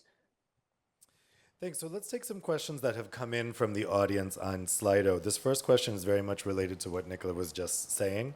It is from Dr. T. Lafargue-Hack. Sorry if I'm mispronouncing that. So Alish, I think this would be a question for you. So the question is, are the selection criteria for mediators and or arbitrators already published, and if so, where? No, not yet, but they are under consideration, under expert consideration at the administrative committee by the observers. So EPLO, EPLIT, API, Business Europe, European Commission. We will receive the first, let's say, set of feedback on this criteria. As I already mentioned, we want to keep them flexible, these criteria, in terms of providing parties with all kind of selection of neutrals depending on the circumstances of the case. And it's important to note, not just accredited neutrals could be engaged at the PMAC. The parties always can select someone who is not on the list under, of course, approval of the center, and the center will always look whether these basic requirements are met. So we plan to launch the invitation based on adoption of this criteria. We will publicly launch the invitation for all interested individuals to apply. This we will do hopefully over summer and early autumn. And then during the autumn time, the expert committee together with me will finalize the selection process and publish the list. This list must be published according to the UPC agreement. But as I said, we provide full flexibility. You know, the parties are in charge of everything about the selection of the process, about the selection of the neutrals. So they are the masters of these proceedings. Next question I think I'll put to Cordula. This is a question from Alex Prenter. How will the PMAC promote transparency in the market if the outcomes of an arbitration are confidential? That is indeed, in principle, I would say one of the biggest downside of arbitration, that you do not publish arbitration award classically. We've seen that under the UPC, it is possible that the actual arbitration award is then being put like into a decision by the UPC, also to provide the corresponding enforceability. So it will have to be seen how much then will become public there. But sometimes it's also this confidentiality which drives the parties towards the settlement. So it's kind of because there is this, we can talk behind closed doors, that actually parties do get together. And if you take that away, sometimes solutions might be more difficult. And I mean, if I just may add, if you settle out of court, that's also not being published somewhere on the website. The fact that you settled, yes, but the terms of the settlement are also not being published. So it's, yeah. So yes, I was thinking about this as well. What we all want to know, of course, is what the numbers are, because that's the salacious and exciting gossip, and we really want to see that, oh, so-and-so only got 5 million out of that, and that we're excited about it for about 2 minutes. But that's not what we ever cite about any case law later on. What we actually cite, and what the learning points that come out of the case law, is the methodologies that were applied. How was it done? Comparable licenses, what sort of top-down was used, how was the top-down used, what sort of valuation metrics were being used. That's the stuff that we actually come out and remember, and we cite in future cases, and the useful learning point. The numbers are specific to those particular parties in that particular situation on that particular date and are of no further real use. So if there was something that could come out which showed methodologies that were being approached or learning points that came out of the arbitration that would be useful for future people, that would be great. But I don't think we need to publish numbers. Two things. One, this has been an objection about arbitration all along, and in particular pressure in international arbitration. So, and some awards have been published in international arbitration. As regards the publication of these awards, I was thinking exactly the same thing as Richard. You could publish redacted versions of the decision. In other words, none of the numbers are there, but how it was done would be useful. And maybe that's something that PMAC might like to consider, about organising a system where the parties are encouraged to allow something to come out other than the fact that one side says they were very happy with the result. Yes, and the current version of working document on draft arbitration rules, in fact, this is an option that the tribunal may publish the award or part of award. But of course, there is also a rule that we must respect the autonomy of the parties. In the current wording, it is said that unless in 60 days any party opposes to such publishing, then it can go public, such part of award. Let's see. I expect a lot of different views on this sensitive issue, in fact, during the public consultation process. And this is exactly the purpose why we want to get this feedback and to see what would be the best solution here. So I'll take one last audience question before we wrap up the panel. This question, Alice, I'm going to put it to you. It's about the EU regulatory implications here, considering the withdrawn SEP regulation. The question is from Inbar Price from MLEX. Does the PMAC bring into question the necessity of an SEP regulation, which might be scrapped by the Commission? Would a new potential approach from the Commission need to consider the PMAC? I hope yes. I hope yes. We are working hard in this direction.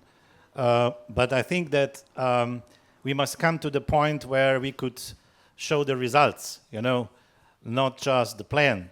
I mean, the plan is great. So we need to show that we deserve the confidence, trust to what we are doing, to what we are offering. And that means that we need cases.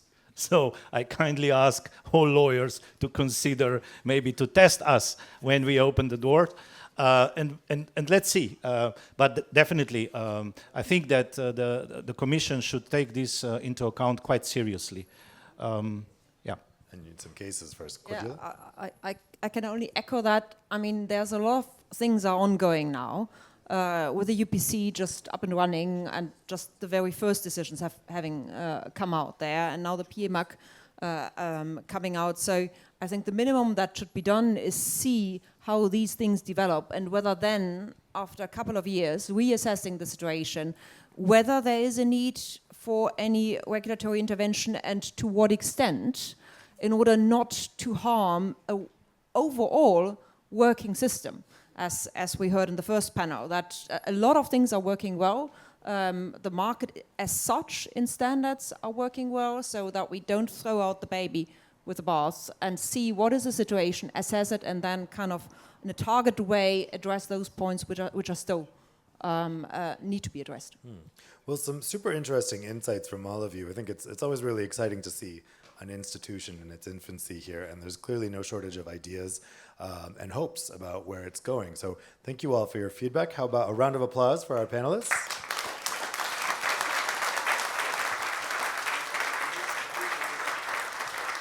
So now I'd ask you all to take your seats. We're going to do a transition and a little bit change of furniture here, but everyone please stay in your seats. There's no break.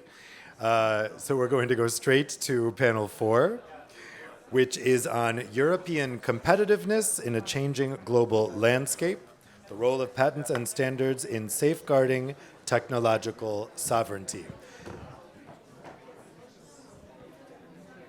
And if you do need to leave, please do so very, very quickly. You can sit in any order you like. Let's see, we're going to try our very best to have all 6 seats on stage here. So in this next panel, we're going to be talking about, as I mentioned before, a big preoccupation in Brussels right now, where I am, which is about competitiveness. We've had the Draghi report come out, which is advising the Commission on how to increase the competitiveness of the European Union. And one area where we can really do that is with standards. So in this panel, we're going to be talking about how we can use Europe's edge in standards to also give it a competitive edge in business. All right, I think we've got everybody here on the stage now.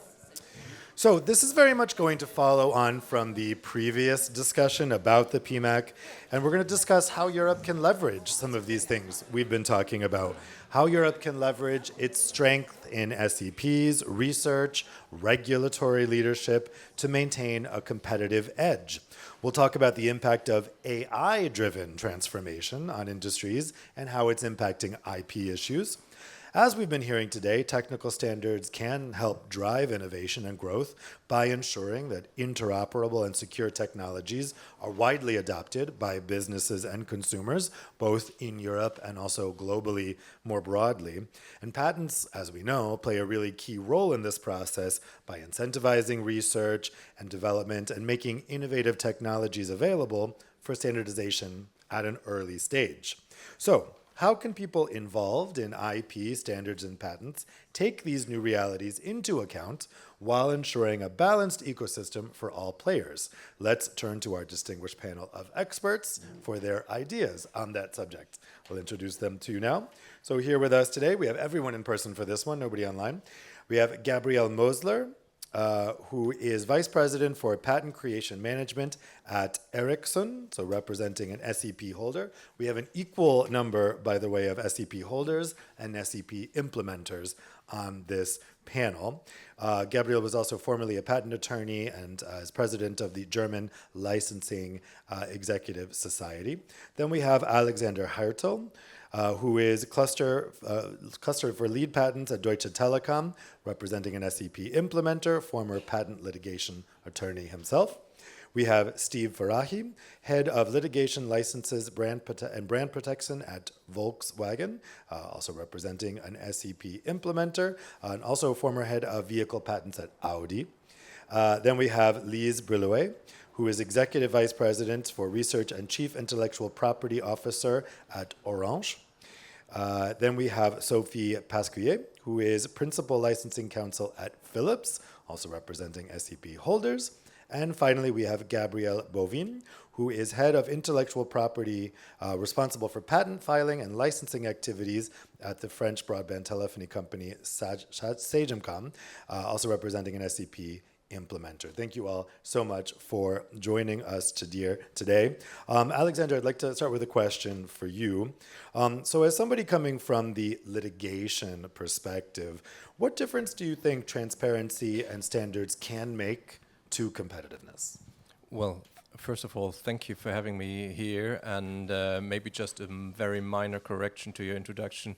While we are mostly seen as an SAP implementer, we are also an SAP holder, so we have quite a view from both sides of the table a little bit. Transparency, competitiveness. I think if you look at competitiveness from two angles, there is the competitiveness to enter a market very rapidly. So if you develop a new product, you need information how to enter that market. What licenses do you need? If you're on the other side of the table, if you're on the holder's side, you want to have competitiveness in strengthening your IP system and like strengthening your patents and having a safeguard for the value of that IP. So like increase your or like maintain your return on investment so that you can refinance your R&D costs, which is essential in this world. So the interconnection between standards and innovation is really that you need to have both these sides. You need to have early access to a technology by enabling companies to have that transparency knowledge. I mean, knowledge, what does it do? it leads to an increased decision making. If you have knowledge about what you're doing, what are the costs, for example, what are the patents that you need to license, then you can do a very rapid decision on what you need as a licensee. So I think this is really the core concept of increasing transparency, that everyone is able to make a rapid and educated decision on what they are doing. Because sometimes you have in the current system, there is a little bit of, let's say, a one side or an asymmetry of information flows. So I give kudos to the EPO for the study that they've conducted, because they already provided a little bit of data set, especially in regard to like probabilities of essentiality, etc. So there's already one piece of mosaic coming into play here. But what kind of transparency is needed when it comes to licensing? That is one side, but you also need a transparency on the cost prediction. And I think that's something that, especially for all those emerging markets, so not in the classical markets that we are already well established, people know the prices and who the players are, but when we're looking at IoT, quantum computing, whatever, there are new markets generated every day, and I think for those markets especially, an increased transparency and knowledge gain is really important. Gabrielle, let's turn to you next. So as an SEP holder, how do you think patents and standards can help with Europe's competitiveness? Let me also add a little bit to what Alexander said, because we are also an holder, but we also implement it because we have products. So at the end of the day, we are not representing just one side. But I mean, understanding that it's quite late in the day already, let me start a little bit with one fun fact. And it's not a hoax, I tried to find out. So there are more phones available in the market on the world than there are toothbrushes. So, and you can check this, and I mean, I tried that it's not a hoax, but what does it mean? I mean, you asked me about competitiveness and this stuff, so you can look it up, and remember it, and actually it was not coming from me, I heard it from one of our R&D people, and I checked it, and I checked whether it's a hoax. It's not, so let's assume it's right. Competitiveness, let's look a little bit at, I mean, who is providing phones nowadays? I mean, there's very little European companies in that. But if you look in, I mean, the whole or a lot of the infrastructure or a lot of the inventions are done coming from the infrastructure side. And this is where we have competitiveness here in Europe by having companies that are able to come up with good ideas. I mean, there's several ones in the US, there's also several ones in China and around, and Korea. But I think it is important, and here I come to the point now, that we have a fair return on the investment we are doing via licensing in order to reinvest it again. And this is the R&D which we are doing around the world, or which companies like us do around the world. And the whole standard system is only possible to be alive if we have an understanding that there has to be a fair return, and that doesn't, and with this, the whole competitiveness in Europe is super important. And this is why I think I'm talking here about super important for us to stay competitive and also be in a system here in Europe where, including the patents, where we can really facilitate good licensing negotiations. And then last but not least, on these points with the licensing, I think we need to get into a system where it's not about to save money. And I personally, and that's my very personal view, I think if you look at the license fees, and some are public, this is not a lot of money in my view. I know people have different views on it, but if you're honest about this, how much investment is done in this one, we cannot afford to let this drop down. And I think we all together have to work on it. In my humble view, I think the license fees should be much higher, but nobody asked me. Well, Steve, I thought you might have thoughts on that. Let's go to you next then. You know, I think it's safe to say that Europe does have strengths in research and in SEPs, but sometimes those strengths aren't leveraged. So how do you think Europe could do a better job leveraging those strengths? Thank you very much. Also, I want to continue the train of saying that we also have SEPs, so some. Thank you very much. I'm very honored to be here with the distinguished conference and the panels. I also want to laud the EPO Observatory for this activity. The study is really interesting. It is a start for additional data and a toolkit for the use of stakeholders. How exactly we can use it, I think, has to be seen. I'm with Rudy Beckers there to be a little bit cautious. And I'm also very happy to see that Aleš is setting up the PMAX so greatly, and it's really a great job he's doing, offering us additional tools for everyone for resolving SEP issues. However, and now I have to respond to the question of Klaus Grabinski whether we need a SEP regulation anymore, with a resounding yes, because this doesn't replace the SEP regulation as it was proposed. I strongly believe that, because we need regulatory intervention. We have been at it for 10 years now in policy debates and discussions, and there is definitely friction and market uncertainty. I think we can establish at least a baseline of there are some problems. And I believe that the proposal, the regulation, has addressed some of the issues and proposed some solutions for that. I know this is not a popular position here in this room, but still I'm happy to provide that and to wake up everyone. And I want to perhaps a little bit also caution on the interpretation and the study of the EPO Observatory on interpreting out of the fact that most licenses are concluded without litigation. That does not mean that there is no problem, you know. I can also say from an automotive perspective, when you see that some companies get a bloody nose in the first instance, you are probably not so keen to enter into litigation and even negotiating or let's say discuss anymore, because you know what the end result will be. So I really I am hopeful that the regulation will be revived, because I think it's a mistake that the European Commission withdrew it. And I'm really urging everyone that it's needed to negotiate. This is something that is, I think, missing, and everyone should have an interest in that. And perhaps just quickly, we need more efficiency and accountability also, because as you all know, some license rates are set up without any accountability. Nobody knows what, as a licensee, you are buying. I think that is a really major problem for even patent holders as well. That has to be addressed and would be addressed by the SEP regulation should it be revived. And it is also, this accountability is also foreseen also in the ECJ Huawei ZTE decision. So you should show where the license rate is coming from and the calculation. So I strongly believe that regulation is needed in any shape or form. I believe that the European Commission should reconsider, and we will have to see.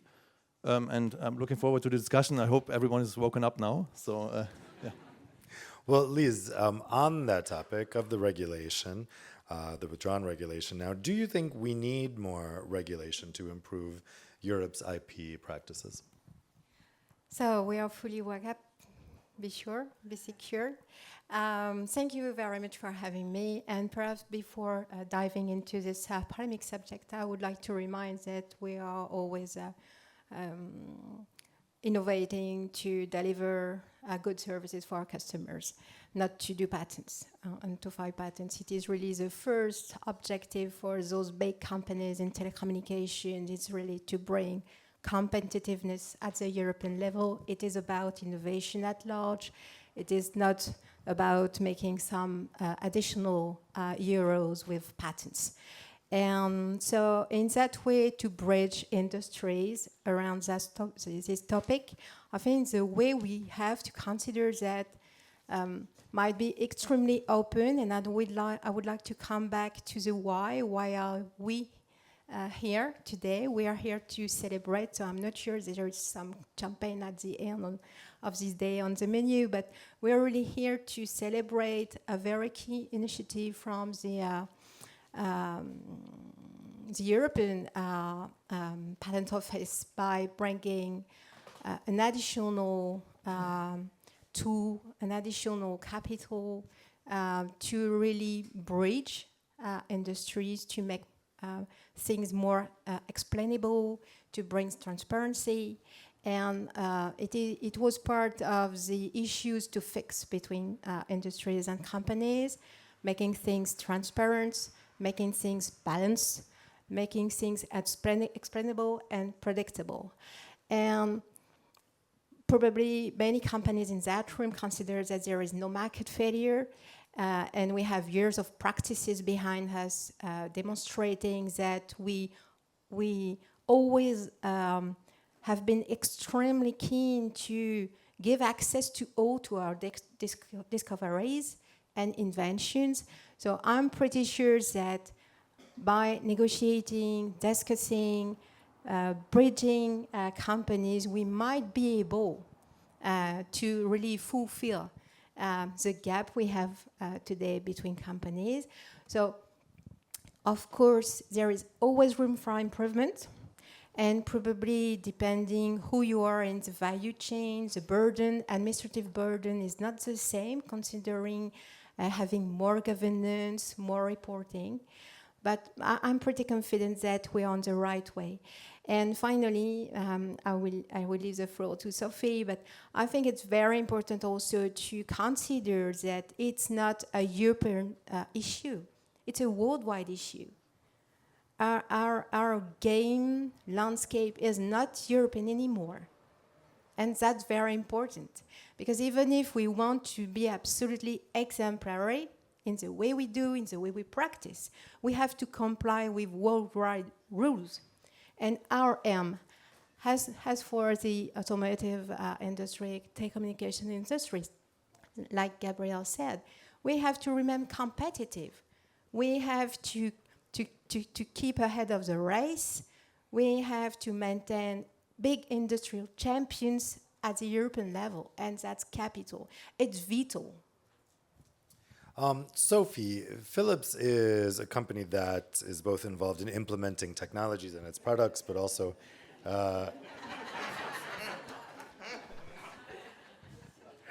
yeah, not to say it's only you. So we are also innovating and developing standards. So yes. What's your view on the patent licensing practice as it exists now? And in terms of patent licensing agreements, do you find that they usually result from negotiations or litigation decisions? Yes, thank you very much for your question, David. And also thank very much the EPO, both for inviting me today and giving a voice to Philips, but also for this great initiative. This panel was lucky enough to have access to the report a little bit ahead of you, so we could read it. We had 2 days before the conference to access to it, so I will make use of it. And I want to say that the first comment I have on the first part of the presentation today is that we see, I think we can all understand that the EPO, the European Patent Office, is best situated as an organization in Europe to make any discussion related to technical aspect of patents, such as, for example, hinting as, is there any essentiality trend on this patent? Because you have access to data and all what is necessary for that. I think we are all convinced in this room that this is where, if there is technical issues, if there is technical discussion about patents, it should go to the expert who have established their practice for decades. So thank you for that. The second aspect of this report, here I turn to justice, making a very important step, I would say, into transparency, because we hear a lot about litigation. Litigated cases are the buzzing in the press. Richard was referring to it. We love to speak about it. We are curious about who will be winning, how much money, what is the tactic used. We speak a lot about it. But how many cases over the last 10 years in Europe? Justice was clear about it. 101 cases filed. And when you have access to the report and you look at the annexes, you can see that behind those 101 cases, meaning 10 cases a year, that have been filed, there are actually 63 negotiations that did not result in a patent license agreement without going to court. 63 over 10 years, 6 negotiations per year. And if you look at the parties, the defendant, it's sometimes quite often the same party. And on top of that, you look in more detail of those different litigation, you might find out that some of the litigants come from a patent pool. So in fact, with one pool transaction, we could have avoided many of those litigations. So it's even less transactions that are derailing. So you would say, okay, fine, but how many license agreements are signed? Because it's good to say that it's only 63 cases, but maybe there are only 100 cases signed per year. But in fact, so for this, you know, Philips is is part of many patent pools, and we have we are involved in many technologies from audio, video, cellular, wireless charging. So I have people very knowledgeable in our company who gave me some data, and I want to report that to you. If we just focus on audio video pools, which is standards which are very well managed, for which there is licensing agreements since long time without any waves. There is AVC, AAC, HDMI, HEVC, MPEG, M4 and 2, VP9, MP3, DVB, all that is patent pools. This results in 7,000 licensees. Most of them have renewed their license. We are talking about 23,000 patent license agreements just for audio video. On top of that, you add those new pools in IoT for Avanci, where they have more than 100 car makers now with 100 patent license agreement, maybe some renewal, 2 different platforms. On top of that, you add the patent pools dealing with Wi-Fi.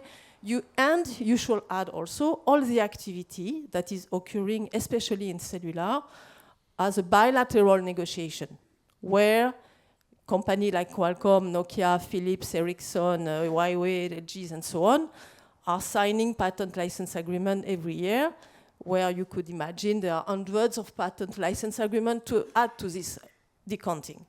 So now let's look at the ratio. 63 litigation, or 63 negotiation that leads to litigation, compared to 25,000 more patent license agreements signed.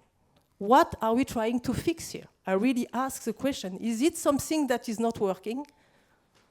I mean, if we compare also the number of litigation related to SEP compared to non-SEP patent, in fact, it's a very small ratio. So yes, we could say, yeah, but if you compare to the total number of SEP, it's quite high ratio. But SEPs are designed to lead to license negotiation where there will be a payment. Not all the other is patent, non-essential patent. They are here to protect, to keep your exclusivity, and you send a warning letter, you're using my patent, design around, or I will sue you and look for injunction. Patent essential to standard, there is a promise that is done by the inventor at the beginning that they will propose their patent in license. So necessarily there will be friction and discussion. It is the essence of it. So 63 litigation on that basis is really not much. And I know the automotive has been a bit under pressure over the last decades, but I believe that there will be a learning curve like you had. If you look back 15 years ago, there were a lot of friction as well in the mobile phone business. But both companies have to learn from each other, and I'm doing this job since 20 years. You learn from both sides. People have to convince management that yes, there is a cost associated with innovation that was not planned, yes, and this is new, this is a shock, but that doesn't it is not necessary to have a regulation to solve that. A round of applause for that one. We'll come back to this regulatory issue, I think. I think it is not a shock anymore. Huh? Yes. Gabriel, let's go to you next. So Yes. from your perspective as an SEP implementer, what role do you see ADR mechanisms playing in resolving licensing disputes? Yeah, thank you. So first, as everyone is doing the same kind of clarification, I have two. So we take part of standardization. We've got some SEPs, but our business is in bringing products to the market. So back to your question. Let's say litigation is a failure, I would say, a symptom of a failure. We are talking about SEPs, so obviously there will be a resolution in a way or another. We are not talking about ordinary patents. There will always be a way to solve the issue. Usually it's a license. It might take several forms. Discussion might be long, but indeed litigation is just symptom of something which gone wrong. And if we take that principle, I think that ADR mechanisms, especially mediations, are quite positive and important, because when we look at continental Europe, in which courts up to now are only addressing, I would say, infringement or validity of patent, while actually from the business point of view, both from implementers and from licensors, what we care is not those 2 or 3 patents which are in litigation, is how much will the license be paid. It's just a matter of how much. And ADR mechanisms allows to still address this issue. And in case the parties fail to reach an agreement during negotiation, even if they tried, bringing a neutral third party, which still addresses at least the core of the business issue, is something which is quite valuable. That being said, ADR mechanisms, as we are talking about money, we are not, well, it would be pointless to use ADR mechanisms in SEP to decide just if a patent is infringed or not. What we care is how much are we going to pay. So it needs some data. And within the data, from an implementer point of view, the first data which is useful and which will also be useful to the mediator or to the arbitrator if we want to decide about how much is the total stack for given standards. So for that, aggregate royalty determination is a key point. At least for us, for business, it just means we need to predict and to put aside a set of money when we bring a product to the market, which is a provision for licenses. Because usually, all of the licenses or all of the demands are not known upfront. So we took some provision, but it needs to be accurate. Otherwise, we cannot drive our business correctly. And it's the same kind of starting point which will be used by mediator or arbitrator, because at the end, it's very likely that we will need to reach a decision on the price. So getting first data, which is undisputed, we might need some tweaks here and there, but an independent third-party data which is available for everyone, which is the same for everyone, would be crucial. And it's one of the points of the SEP regulation to bring this kind of data to the public knowledge, which could be used by both licensors and both, I would say, product manufacturers. And it's likely that we will also need some view on essentiality. We might not need to know the essentiality of every patent. I mean, when we're talking about huge portfolios, that would be a strange idea. But we need to have, I would say, a grossly accurate guess, because essentiality rates are sometimes quite different between licensors for various reasons. I'm not saying that it's right or wrong, but it's a reality.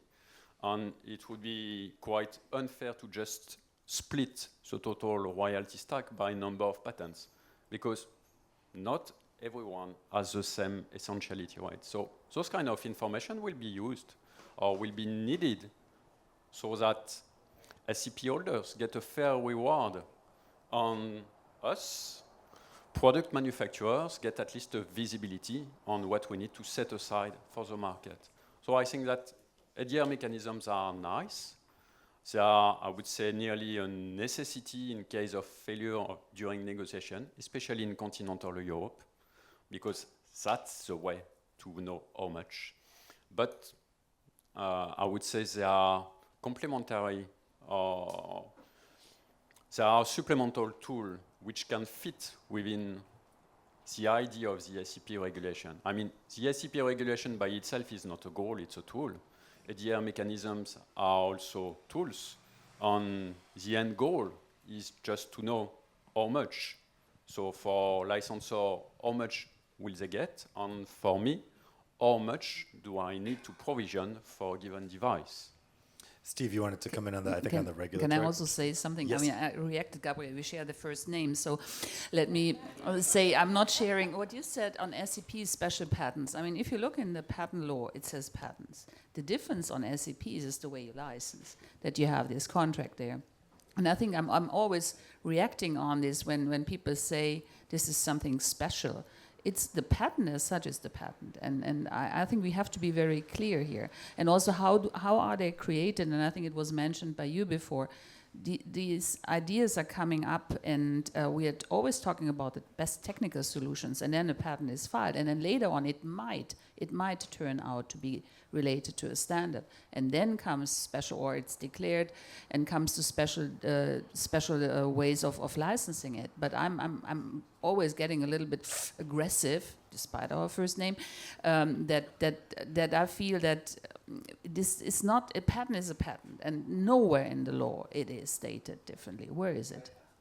Back to differ, because it's really hugely important. I know that it's a lot of discussion about this. We are coming from standardization. Standardization under competition law and antitrust law is allowed to collude together to develop the best technology. And there is a FRAND encumbrance to the patent. The patent is not a patent per se, like a free one, as you said, non-SEP. It's an SEP, it has an encumbrance, so it's something we have to take into account. It's not reduced in value, it's the opposite. But still, there is something we have to really take into account. It's important to note, and this is something we discuss, I think. And perhaps just quickly to go back to Sophie, because she had a really forceful position here, which I fully respect. I still think, it's not an imagination that there is friction and market uncertainty in SEP licensing. I can just tell you that this is the case for us. And it is also the case that a lot of stakeholders, member states, the council and also the parliament see this problem, have articulated this, and the Commission proposed the SEP regulation also because of this. So it's not really an imagination. I fully understand your argument with the numbers and saying there are just 60 license agreements or litigation cases. But as mentioned in the beginning, if you have the experience of how this can go, you are quite reluctant to enter into litigation, and you have seen cases where licensees have signed a license agreement because of the threat of injunction, because they have to accept supra-FRAND rates. And I'm not talking about specific companies. There are a lot of SEP holders who are behaving perfectly, and it's fine. But I'm thinking also to the benefit of SEP holders, a little bit of a framework where we can really gain efficiency. It's not efficient at the moment, unfortunately. And it's not really accountable. I think we can really improve there for the benefit of everyone, because this will only repeat itself in other technologies. I mean, we have IoT devices, everywhere. And this is a problem. It was in the smartphone area, was a problem. It's now in Industry 4.0 and IoT. I think everyone would be helped if we can really streamline this a little bit and have a better framework.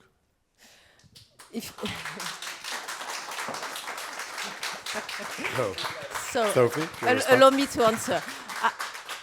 I think, in fact, we agree.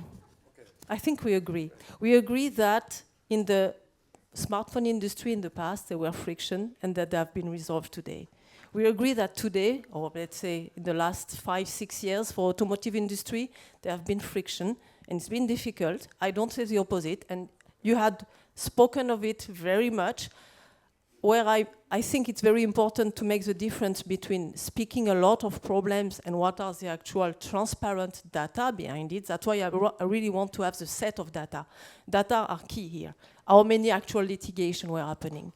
Now, I agree with you, there are friction because it's a new information that comes. In the past, automotive industry was not using cellular.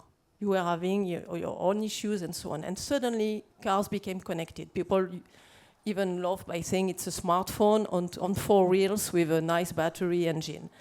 But, so, yes, suddenly you became a connectivity industry, Yeah. So, I can imagine that your management did not take it very easy to see that there are innovators in this field, there are standards, and they have actually made a promise to give a license, that would actively go out and license those patents. It's a very different paradigm from the past one that you were with. And that necessarily lead to some friction because there is money involved. But I am sure that with time, industry player will find solution. We don't need regulation because it's case-by-case solution. You are talking of other technology. I mentioned audio, video. Did you know that AAC had more than 8,000 licensees? Have you heard of that? And this is a technology that is in your phone since 15 years. And this is working well. We don't need to have regulation to solve that because we are big boys. We know how to do business. We will learn from each other. I don't say one knows the truth and the other doesn't. And we will find solutions. Steve, before you come in, at least wanted just to come quickly, in. we are big boys, that's fine, and we have learned a lot. That's also, we have also experts on our side. You can engage law firms. The problem is, we don't have any leverage. As a licensee, you have nothing to offer and nothing on the table. It's a one-sided negotiation, if at all. It's a one-sided licensing terms and conditions. Take it or leave it, and that's a little bit the problem, I think. I think that's the reason why regulation, at least a little bit of regulatory intervention is needed, because it's not working overall. There is friction. No, it's not friction that we have to pay something. We are happy to pay. There is friction in negotiations. Okay. Today I made Steve say that he's happy to pay. No, but you have leverage because you can always go to court to say this company is not offering FRAND rate. We go to Munich, willingness, gone. You can choose your court. If you go, you choose your court. Yes. It's like playing the Olympics again, right? No? So not sure we came for playing a show. I think that we have to step back a little bit from this situation and really consider what is the global objective at large, really. I think that it's very important to find a short-term solution. And even if we ask for more regulation, it will take time. So we need to adjust each other before. I think it's really required. And also probably to move the needle. We need to move the needle, either on SEP holder side and SEP implementer side. And in the regulation, we worked a lot on it. We've seen unbalance in this regulation project, right? So whatever the route we'll have to play, even if we'll get a regulation one day, and we had very fruitful discussions and collaborations between car manufacturers and Orange, for example, in France, before the regulation was withdrawn. Very encouraging, very promising. I think we are good how would you say? Good boys, big boys, adults. And so it's very promising. And even if we agree, whatever the context will be, you will have to deal with patent holders from China, from the US, and they will not comply with European regulation. So it's important really to consider, once again, the global overview of our IP practices. It's much more than our hexagonal or European landscape, really. Alex. Yes, maybe to add some more comments on the whole discussion here. I think Sophie already brought up the example of just 63 litigations. That's very little in comparison to all the license agreements. But I think when you look at the history of all these patent pools that you've described, in the beginning, there was friction. So in the beginning, no one wanted to pay the rates that were asked for. So it took all the SEP holders or all the stakeholders at that time a lot of effort of initiating litigation. After a while, of course, that smoothed out in a sense. And I think that is the same picture that we see with every emerging technology, every emerging, let's say, product that comes onto the market. So we saw it on the POS systems. So we're wasn't successful licensing in the beginning, but litigation ensued, so people started following that. So, and the same trend will happen with IoT, it will happen with every major development where certain standards are implemented. Smart meters, whatever you say. So this will be happening again and again and again, and we need to do something to enable those companies in the very beginning to get, let's say, that information asymmetry gone, to have some, let's say, neutral authority or let's say like the PMAC or whatever, to set something or to establish a price rate in a sense which is based on the factual sides provided by both sides. So, and I'm very keen on putting this forward because it's important to have that mandatory. I really applaud Aleš for putting up all these efforts, and it sounds really great. It sounds really promising. It's just voluntary, and I think there are problems with parties on this in this discussions here that are not behaving very well. So you have outliers on the far left and on the far right side, in a sense. You have them on the implementer side, you have them on the holder side. And I think a system where I can force also an SEP holder into that price discussion, that would be super beneficial, and also for the SEP holder side. I mean, sometimes it's difficult to engage parties into these license negotiations. We all know them, and if I could get them on the table and say, okay, this is the price some independent expert said, you should pay, please pay it. It's much easier for them than to convince their management and say, okay, this seems to be a reasonable approach. Sophie, you wanted to reply? Yes, absolutely. Thank you, Alexander, because I also very much agree and recognize my life of every day here. It's true that at the beginning of a program, because some player, again, it's a new information that is coming, they need to convince management, they need certainty, and even sometimes they would need to be litigated to be convinced. Management will say, let's wait and see if they dare to litigate. And they want even to see if the patent will survive. Because that means, yes, there is a real risk, there is a value, and that's how you assess your value. That might be a business model. Some will do it at a different level. They have internal resources, or they will hire to assess the patent. But if you think of the predictability that you're talking about, I wanted to make that remark about the fact that there are patent pools today. I would like, sorry for that, Steve, but to look at the 5G patent pool platform of Avanci. So now we are talking of something where you know exactly how much money will be involved in 5G. There are not many cars today in 5G, so this is ahead of adoption on the market. Predictability is here. So normally, if all what we hear is correct, that when you know the price, when you know the patent are essential, and when you know everybody pays the same, all those three conditions are met, everybody should use to take a 5G license at Avanci. All is done now. And same thing for each and every pool that is created. I'm referring to the Wi-Fi 6 pool of Sysvel, where now, you know, there will start to be a ramp-up of Wi-Fi 6. The thermal node, all the patents that goes into this pool, there is expert who will look at essentiality. So again, all those three conditions are here. So everybody should use. We should even not go and send letters. People are aware, this is public information. They should say, okay, I need a Wi-Fi 6 license, I'm going there. And this is not happening. Go ahead, please. Also, just to say that the title of the day is Patents, Standards, and Competitiveness. And we are fighting in between industries. I think it might be really much more constructive to work together. Because today we are talking about wireless or codecs, but I will take the illustration of artificial intelligence. So we've been working on artificial intelligence for 35 years for algorithmy, 20 years for languages, and 13 years for large model language.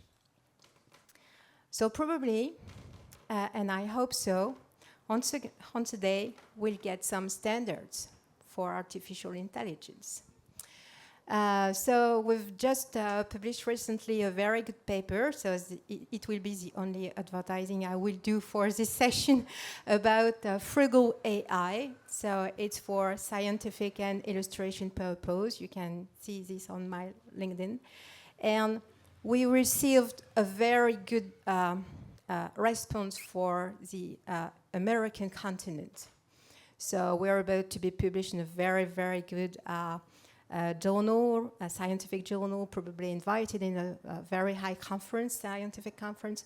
So from all these years and decades, we put tons of time and resources, and it will come, once upon a time, to standards. So are we going to fight once again about the price or doing some litigation? No. I think that we could leverage from the champions we get in Europe, seeing how to leverage from what we do. Because it's hard for the automotive industry, probably it's hard for SMEs ecosystem in IoT in Europe, but it's hard also for couriers, for example. We are in a very critical situation. We have more than 25 couriers in Europe. This is competitiveness issue. So it's really important to step back, move the needle, and see what we can do by our own. If finally we need more regulation, we'll go for that, of course. But since we're here today, I think there are some key initiatives that could demonstrate that we could agree on some robust data toolbox, and being willing on each side to make a step and to move the needle, because there is always room for improvement, of course. It might be very, very powerful for all of us, much more. Well, several of you have made the point that you don't collect patents just to make money off of patents. The whole point is about innovation. And thinking about what we have in place now, taking aside the question of future regulation. Gabriel, we've had this UPC system in place for 2 years. Is it fit for purpose in encouraging the type of innovations? It's confusing, isn't it, that you're both sitting there? Gabriel first, if you want to come in after. The male Gabriel. So is it fit for purpose? I think in particular when we're thinking about AI, which is an area that's moving so fast, is the UPC system as it is right now working to foster competitiveness and innovation in Europe? Well, previously we had a quite fragmented judicial system. So UPC is bringing a sort of uniformity to that, and I think that's good. I don't necessarily agree with the trend of decisions, but it's up to the judge who do with the tools they have and with the law they have. But I mean, uniformity in European market is something which is good. But we should not have UPC replicating, I would say, what is happening in Germany with the rules which is available to the German judges. And they are doing what they are required to do with the tools they have. But what we've seen in Germany lately is that they didn't address the central question, which is how much. So I still need to know how much. And to me, as a manufacturer of products, that is the key point. And until now, this has not been addressed by UPC. That being said, UPC is quite new, and I think that at least getting something which is uniform and which might, I would say, disincentive forum shopping, because previously forum shopping existed, but UPC has a big, I mean, it's attractive because you're covering the whole market of countries who adhered to the UPC convention. And this seems to be more attractive than doing forum shopping, which was previously possible. So in that, it's a good thing. However, would, as a manufacturer, I'm very jealous of the British people who have UK courts who take an awful lot of effort to determine a right. That is something which is quite time-consuming and so on. But, I mean, this right, this idea about this right could also be known if we had this aggregate royalty determination, which is part of the regulation. Why cannot we have this tool which brings predictability and could also help not just in litigation, but during negotiations? I mean, we have a lot of negotiations, but it's not because we finally reach an agreement that it's not a painful process. To me, they are too long. And stakeholders probably agree that negotiations are taking too much time, they are too long. But because we are sort of lacking independently agreed data points. Lisa, do you want to come in? Yes, not sure you're jealous of cost in the UK for cases. Huh? I'm not sure, because it might be much more expensive than having a license. For sure, finally. it's not affordable for companies such as us. Yeah, maybe I can add a little bit a different perspective. I've been from day one a big fan of the unitary patent system, starting with the unitary patent before we go to court. Simply, I mean, look at the world around, the addressable market with a unitary patent. I mean, if you want to be competitive in Europe, I mean, this is the place to go with a unitary patent, especially for international companies if you're in a niche in an area. But I think if you want to be seen comparable to US or China from a market, I think the unitary patent is the key. And then we have the unitary patent court system. And I think here we've seen, in my view, very good start. Then also on the point, who should set a rate? I'm having here a very special view. I think that courts could, or judges could say, this looks like a FRAND offer, but if they should set rate, I personally don't think this is the right approach. I mean, when you're in a negotiation in a company, and I'm doing this also like Sophie for many years, it's not an easy point what to put down, what is the price. And as much as I respect the judges, and I don't look if there's some in the room, but as much as I respect them, but they are legally, and sometimes I'm super surprised how much they understand from the technology, but now even the business side of it. I mean, I find it's very tricky to determine a rate, and we've seen rates where you cut off the top, to cut up the left, and you take the one in the middle. I mean, that doesn't sound like a very economically proper approach in it. And again, I mean, we have agreements, there are agreements in place, and of course, if judges see them, they could understand, is this offer FRAND? And then my final petitum on this, I think we've seen rates being set for my companies, but I promise you, none of these rates has ever made it exactly like this into the contract. That should show you that this is a good indication, but don't try to set rate. I don't think this is the right approach. Steve, I know you wanted to come in on the rates, but I want to take this opportunity because there's actually a question about the rates, so I'll put it to you and then you can answer both. So the question is from Robert Pocknell. Recent UK case law has highlighted huge variances in rates paid by small and large companies. So how do we create a licensing system that enables European SMEs to be competitive and to innovate without discrimination? So also on the rates, particularly in the UK. I don't know whether this question should be addressed to me or perhaps, I don't know, Gabrielle wants to respond. I just wanted to, perhaps I can just quickly respond to Gabrielle, the female Gabrielle. So I think generally you can have the view that judges are possibly not as qualified as economic experts on setting rates, but I think in the UK it showed that the courts are quite capable of it because they have the expert witnesses and have the data they need for that.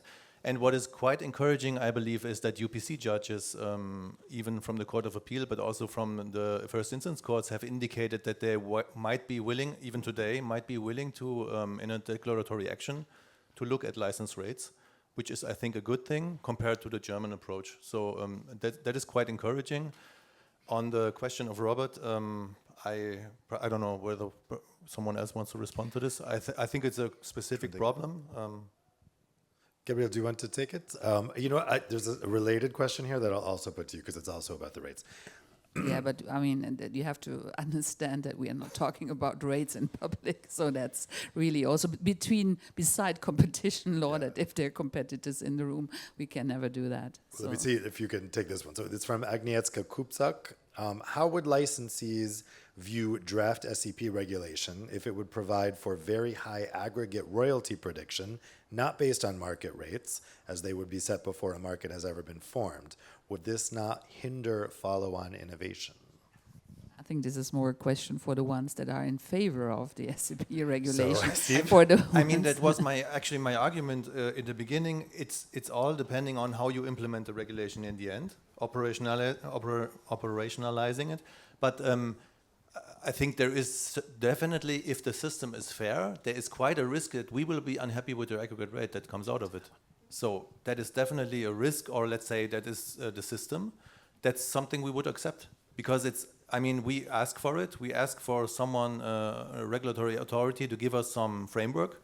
And if that rate is something we say, oops, that's even higher than before, or we thought, then that's you would take tough it? luck. Yeah? Then you would take it? Yeah, we will accept what comes out of that. But it's an economic expert like PMAC or others are defining it and saying this is what we think is correct for the industry and for technology.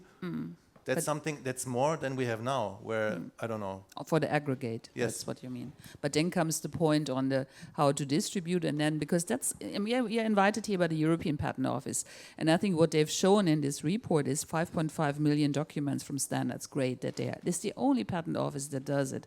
But there's nothing in the regulation about validity of the patent. I just see in front of me that after there comes an aggregate royalty or whatever, but they say, yeah, but your share is different because 80% of the patents, and I don't agree to this, are not valid. That's what we heard before. So, and that's also not even addressed. So I just fail, sorry to say, to believe that, oh yeah, happy we are paying. I mean, in business, it's always like this. If one pays, and the other wants to get the money, you're always in disagreement. And you will always find new arguments. And I think this is the one argument. And coming back a little bit maybe to this, what we've seen here, this report which came out today, which gives us some data on it. And I would just, I mean, we are voting or talking to the USPTO and other patent offices and say, use the standard documents. We need quality in the patents.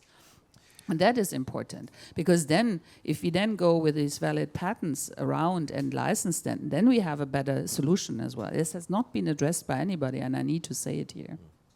The next audience question is for Liz. So this question is from Colette Ronsley. In terms of securing Europe's competitive edge, one of the objectives of the proposed regulation was to incentivize European companies to participate in and contribute to global standards. Would it? Even if without talking about the regulation, I think it's a very good point, because it is all about the story. How we get a fair return of this huge amount of investments we do on standards. That's the point. And today we already get this system in many patent pools, because we could remain that patent pools are very good solution right now, very good solutions right now. We have the chance to have a European agent. There are not so many at the worldwide level.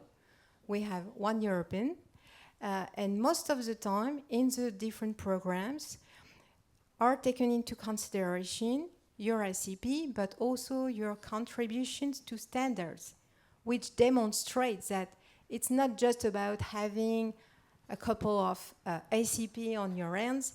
It's really the way to recognize all these years of investments, constant investments.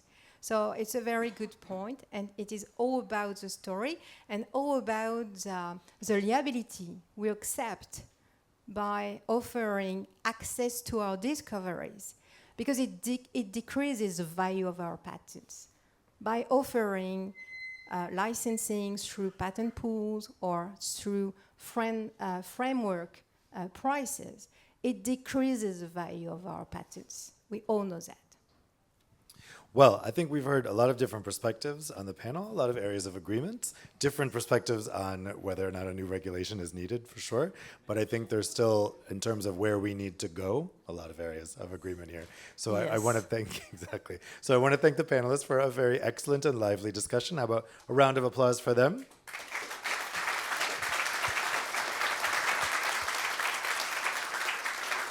And so it falls to me just to give a couple of quick concluding remarks here, kind of summing up the day that we've had. I mean, the point of today was really to talk about the intersection between the patent and standard worlds. And I think we've done that here in our 4 panels today, where we've really talked about how the two things affect one another and how both of those things impact competitiveness, as we've discussed on this panel. I think we've heard that all of the existing systems can be improved, both the ones that are being developed, the ones that have been in place 2 years. The systems that exist today are not perfect, and I think we've heard some good ideas about how to improve things, particularly when it comes to increasing Europe's competitiveness. Again, as the point was made here, the point of owning patents is not to sit on them and make money from them, it's to use them to innovate and to make great technologies that people can use and that businesses can benefit from. Particularly here in Europe, we're thinking about European businesses. And for European competitiveness, of course, it's key to strike the right balance between fostering the spread of new technologies in society while also in encouraging and rewarding innovation. So we want to make sure that the innovators get rewarded for all their hard work, but we also want to make sure that everybody can benefit from their hard work. And so the solution probably in the end is going to come from different stakeholders, all the different types of stakeholders in this room, the different types of stakeholders watching us online, but also the stakeholders not watching us, not in the room, but also very much part of this ecosystem. And so we know that from this point, there's further steps to be taken, both from the EPO with its new Patent Standard Explorer data set, the PMAC, and also its dedicated set of rules on SEP and FRAND disputes. Those have already proven that these types of solutions are within reach. And so this is a real call for further action as we think about everything we've talked about today. So Lise, you were asking if there were going to be some celebratory drinks to celebrate the launch. Yes, I have good news for you. So there will be a cocktail reception downstairs starting right now. So I invite all of you to head down there and enjoy. Take care. Good night. Thank you.